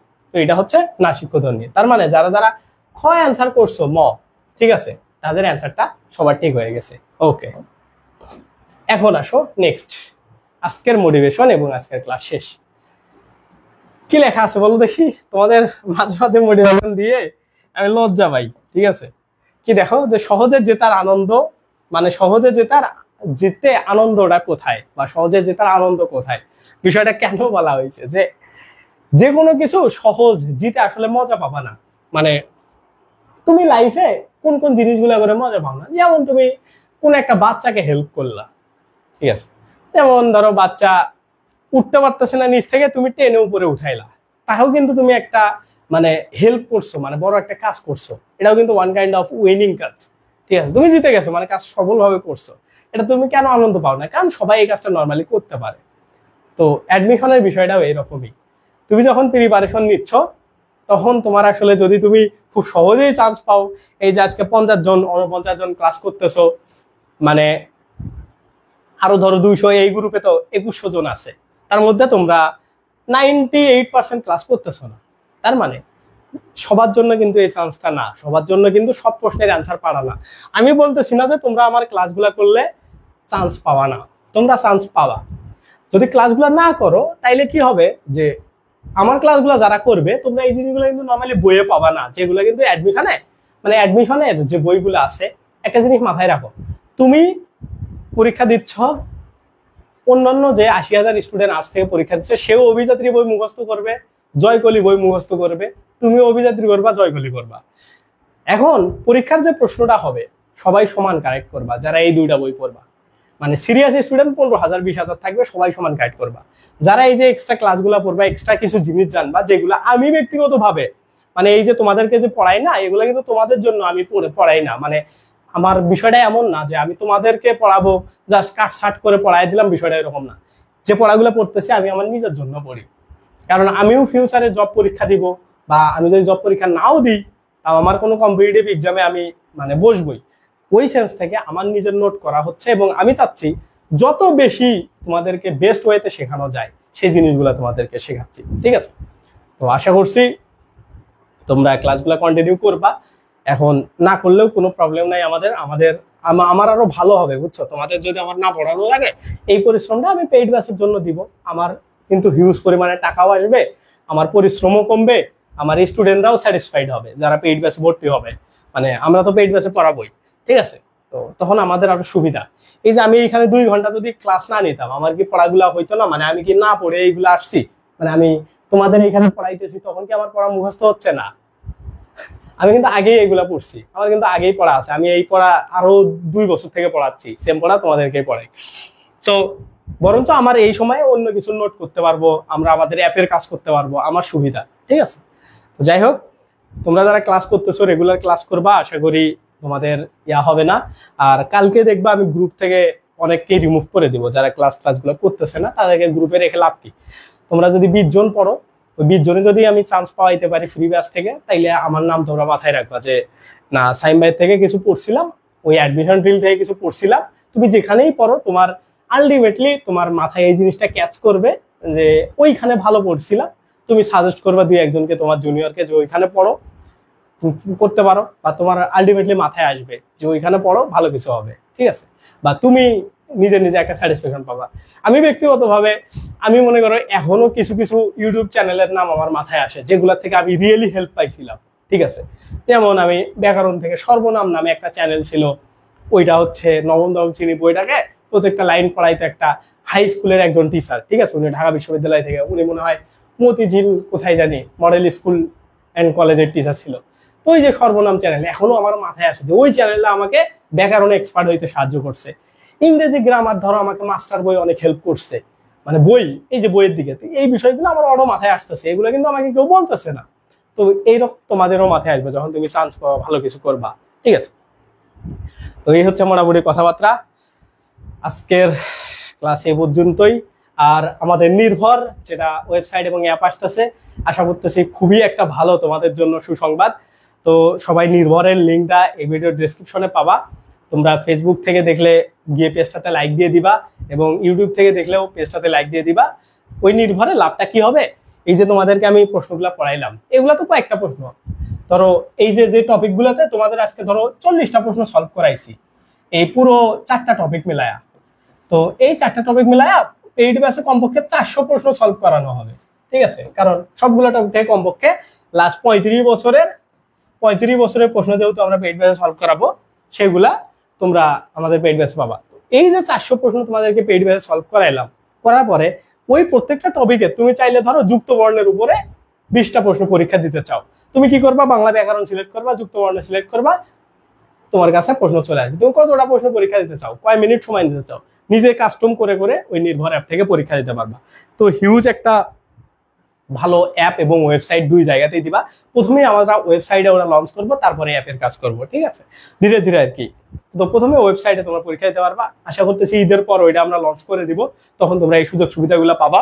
তো যারা ফ্রি ব্যাচ থেকেও নিয়মিত ক্লাস করবা তাদেরকেও আমি সুযোগটা করে দিতে পারি, সেটা তোমাদের পারফরমেন্সের উপরে সবকিছু মেলায়া। তো যাই হোক, মোটামুটি এই পর্যন্ত কথাবার্তা। সবাই সুস্থ থাকবা, ভালো থাকবা। আজকে আমি অসুস্থ ছিলাম আর কি 2 দিন ধরে, আজকেও আমার দেখছো মানে আমার হচ্ছে এনার্জিটা শেষ দিকে একটু ডাউন হয়ে গেছে, কারণ 2 দিন অসুস্থ থাকার পরে এই যে তীব্র গরমে আমার মনে হয় গাটা ঘেমে গেছে, হ্যাঁ দেখা যাচ্ছে মনে হয় ক্যামেরাতে, আমি জানি না। তো যাই হোক, তীব্র গরমের মধ্যে আমরা তো রুমে ধরো এসি লাগাইতে পারি না, কারণ নিজস্ব তো বাসা না, আমরা ধরো ভার্সিটির পাশে থাকি। তো এই ভার্সিটির পাশে আসলে বাসাগুলোর অনেক বেশি হাই ভ্যালু থাকে, এইগুলাতে এসি লাগাইতে দেয় না, দিলে আমরা একটা লাগাই নিতাম। তো ফ্যান চলে, লাইট চলে, তো এই কারণে একটু গাড়া একটু গরম হয়ে যায়। তো আমিও চাই একটু গরম টরম হোক, বুঝছো, গাড়া একটু ঘেমে টেমে যাক, কায়িক পরিশ্রম একটু হোক। তো যার কারণে আসলে ক্লাসগুলো তোমাদের নিই, ঠিক আছে। তো যাই হোক, মোটামুটি এইভাবে তোমাদের ক্লাসগুলো চলতেছে, এইভাবে আমরা নিই ঈদের আগ পর্যন্ত। 13 তারিখ পর্যন্ত তোমাদের ক্লাসগুলো নেওয়ার ট্রাই করবো আমি। মাঝে মধ্যে তোমাদের সাদি ভাইয়া দেখি কালকে থেকে ও এসে যদি ইংরেজি ক্লাসটা নিতে পারে, কালকে থেকে ফ্রি ইংরেজি কিছু ক্লাস শুরু হয়ে যাবে। তো মোটামুটি সবগুলাই চলবে, ঠিক আছে, বাংলাও চলবে, ইংরেজিও চলবে, টাইম আমরা জানাই দিব। আর এই বাংলা ক্লাস হচ্ছে 9টা 30 থেকে শুরু করে দেই, কারণ নামাজের জন্য তোমরা অনেকেই ব্রেক চাচ্ছিলা, ঠিক আছে। তো এই জন্য 9টা 30 থেকে আমরা শুরু করে দিব। আজকে একটু বিদ্যুৎ যাওয়ার কারণে আমরা লেট করে ফেলছিলাম, তো আশা করছি এরপরে আর ওই প্রবলেমটা হবে না। তো সবাই সুস্থ থাকবা, ভালো থাকবা। আর একটাই কথা, যে অ্যাডমিশনে সেকেন্ড টাইম যদি প্রিপারেশন নাও, নেওয়ার মতো করে নিবা, যা চান্স পাইলে হবে না, অ্যাজ এ সেকেন্ড টাইমার খুব ভালো করতে হবে, এবং সেকেন্ড টাইমাররা অনেক ভালো করে। আমরা এই যে খুলনা ইউনিভার্সিটিতে যেগুলো আছি, আমরা টোটাল কতজন ভর্তি হয়েছিলাম, আমরা কোটা বাদ দিয়ে কোটাতে 3 জন, আর বাকি হচ্ছে 39 জন। এই 39 জনের মধ্যে আমাদের 26 জন ছিল সেকেন্ড টাইমার আমাদের ব্যাচের, ঠিক আছে। তার মানে দেখছো সেকেন্ড টাইমারদের চান্স পাওয়ার সম্ভাবনা, মানে পুরা ইউনিভার্সিটি মিলায়া ধরো চান্স পাইছে 100 জন, আর্টস থেকে 100 জন পাইনি আমাদের খুলনা ইউনিভার্সিটিতে, ধরো পাইছে 60 জন। এই 60 জনের মধ্যে 26 জন লতেই চান্স পাইছে সেকেন্ড টাইমার। তার মানে কি, একটা জিনিস এটা তারা কি বুঝলা, যে সেকেন্ড টাইমাররা যদি চান্স পায়, ওরা খুব ভালো পজিশনে চান্স পায়, ঠিক আছে। সেকেন্ড টাইমাররা ধরো এই যে হাবি জাবি ধরো নর্মাল সাবজেক্টে চান্স পায় না, ওরা একদম টপ সাবজেক্টে চান্স পায়। টোটাল চান্স পাইছে ধরো আরো তো 7-8টা সাবজেক্ট আছে, 8টার মতো সাবজেক্ট, 7টা সাবজেক্টে পাইছে 60 জন, শুধু আমাদের লতেই পাইছে 26 জন। তাইলে বুঝো আমাদের সেকেন্ড টাইমাররা কতজন ছিল। তার মানে সেকেন্ড টাইমাররা কিন্তু খুব ভালো করে। কেন করে? ওরা এই যে এইভাবে পড়ার সময় পায়, এইভাবে ডেডিকেটেডলি পুরো একটা বছর খাটাখাটনি করে। তো একটা জিনিস কি আমি বারবার বলি, যে আল্লাহ আসলে কারোর সাথে মানে কখনো ইয়া করে না, মানে 2 নাম্বারই করে না, বাংলা কথায় যেটা বলে আর কি, তুমি যতটুকু প্রাপ্য তোমার ততটুকুই দিবে, ঠিক আছে? তোমার থেকে তুমি যদি কম পাও তাইলে ভাববা কি জানো, তোমার থেকে আরেকজন বেশি পরিশ্রম করছিল, যার কারণে আল্লাহ তাকে ওই জিনিসটা বেশি দিয়ে দিছে। ঠিক আছে? তো এই জিনিসটা মাথায় রাখবা, আশা করি দেখবা যে ভালো কিছু হবে। ঠিক আছে? তো অনেক এক্সট্রা কথা বলে ফেললাম, লাইভ ক্লাস তো একটু বলাই যায়, কারণ লাইভে এতক্ষণ ক্লাস করলে একটু শোনো, এগুলো মোটিভেটেড করে আমাকেও, নিজেকেও আমি মোটিভেটেড হইতাম, তোমাদেরও করবে। ঠিক আছে? জাস্ট একটা কথা, লাস্ট পর্যন্ত ধরে রাখো, চান্স ইনশাল্লাহ হবে। ঠিক আছে? তো সবাই সুস্থ থাকবা, ভালো থাকবা। আর পিডিএফটা নেওয়ার জন্য অবশ্যই লাইভটাকে শেয়ার করে স্ক্রিনশট করলে তাদেরকে আমরা পিডিএফটা দিয়ে দিব। ঠিক আছে? তো পিডিএফটা হয়তো ভাই এখনই পাবা না, আধা ঘন্টা 1 ঘন্টা পর পাবা, তোমরা স্ক্রিনশট দিয়ে রাখো পেজে, আমি তোমাদেরকে দিয়ে দিব। আল্লাহ হাফেজ, বাই বাই, সবাই সুস্থ থাকবা, ভালো থাকবা। যদি বেঁচে থাকি, সুস্থ থাকি, রেগুলার ইনশাল্লাহ ক্লাস হবে। Bye bye. আর যারা যারা হচ্ছে আমাদের এই একটা অ্যানাউন্সমেন্ট দিয়ে দিই, যারা যারা ভর্তি হবা তারা তারা জাস্ট এই নাম্বারে আমাকে হোয়াটসঅ্যাপে নক দিও, এই নাম্বারে। ঠিক আছে? এটা আমার হোয়াটসঅ্যাপ নাম্বার 01780647899। এটা হোয়াটসঅ্যাপ নাম্বার। এই হোয়াটসঅ্যাপ নাম্বারে কল দিলেই বা এই হোয়াটসঅ্যাপ নাম্বারে আমাকে একটা মেসেজ দিও, আমি তোমাদের ভর্তি প্রসেসটা জানাই দেবো। 3500 টাকা দিয়ে দ্রুত ভর্তি হয়ে যাও। মানে তোমরা তো কোথাও না কোথাও ভর্তি হবা, এখানে একবার ভর্তি হয়ে যাবো, ইনশাল্লাহ বাংলাদেশে বেস্ট সার্ভিস পাবা। ঠিক আছে? এটাই তো, এই হচ্ছে কথাবার্তা। সবাই সুস্থ থাকবা, ভালো থাকবা। আজকের ক্লাসটা এই পর্যন্তই। আল্লাহ হাফেজ, বাই বাই।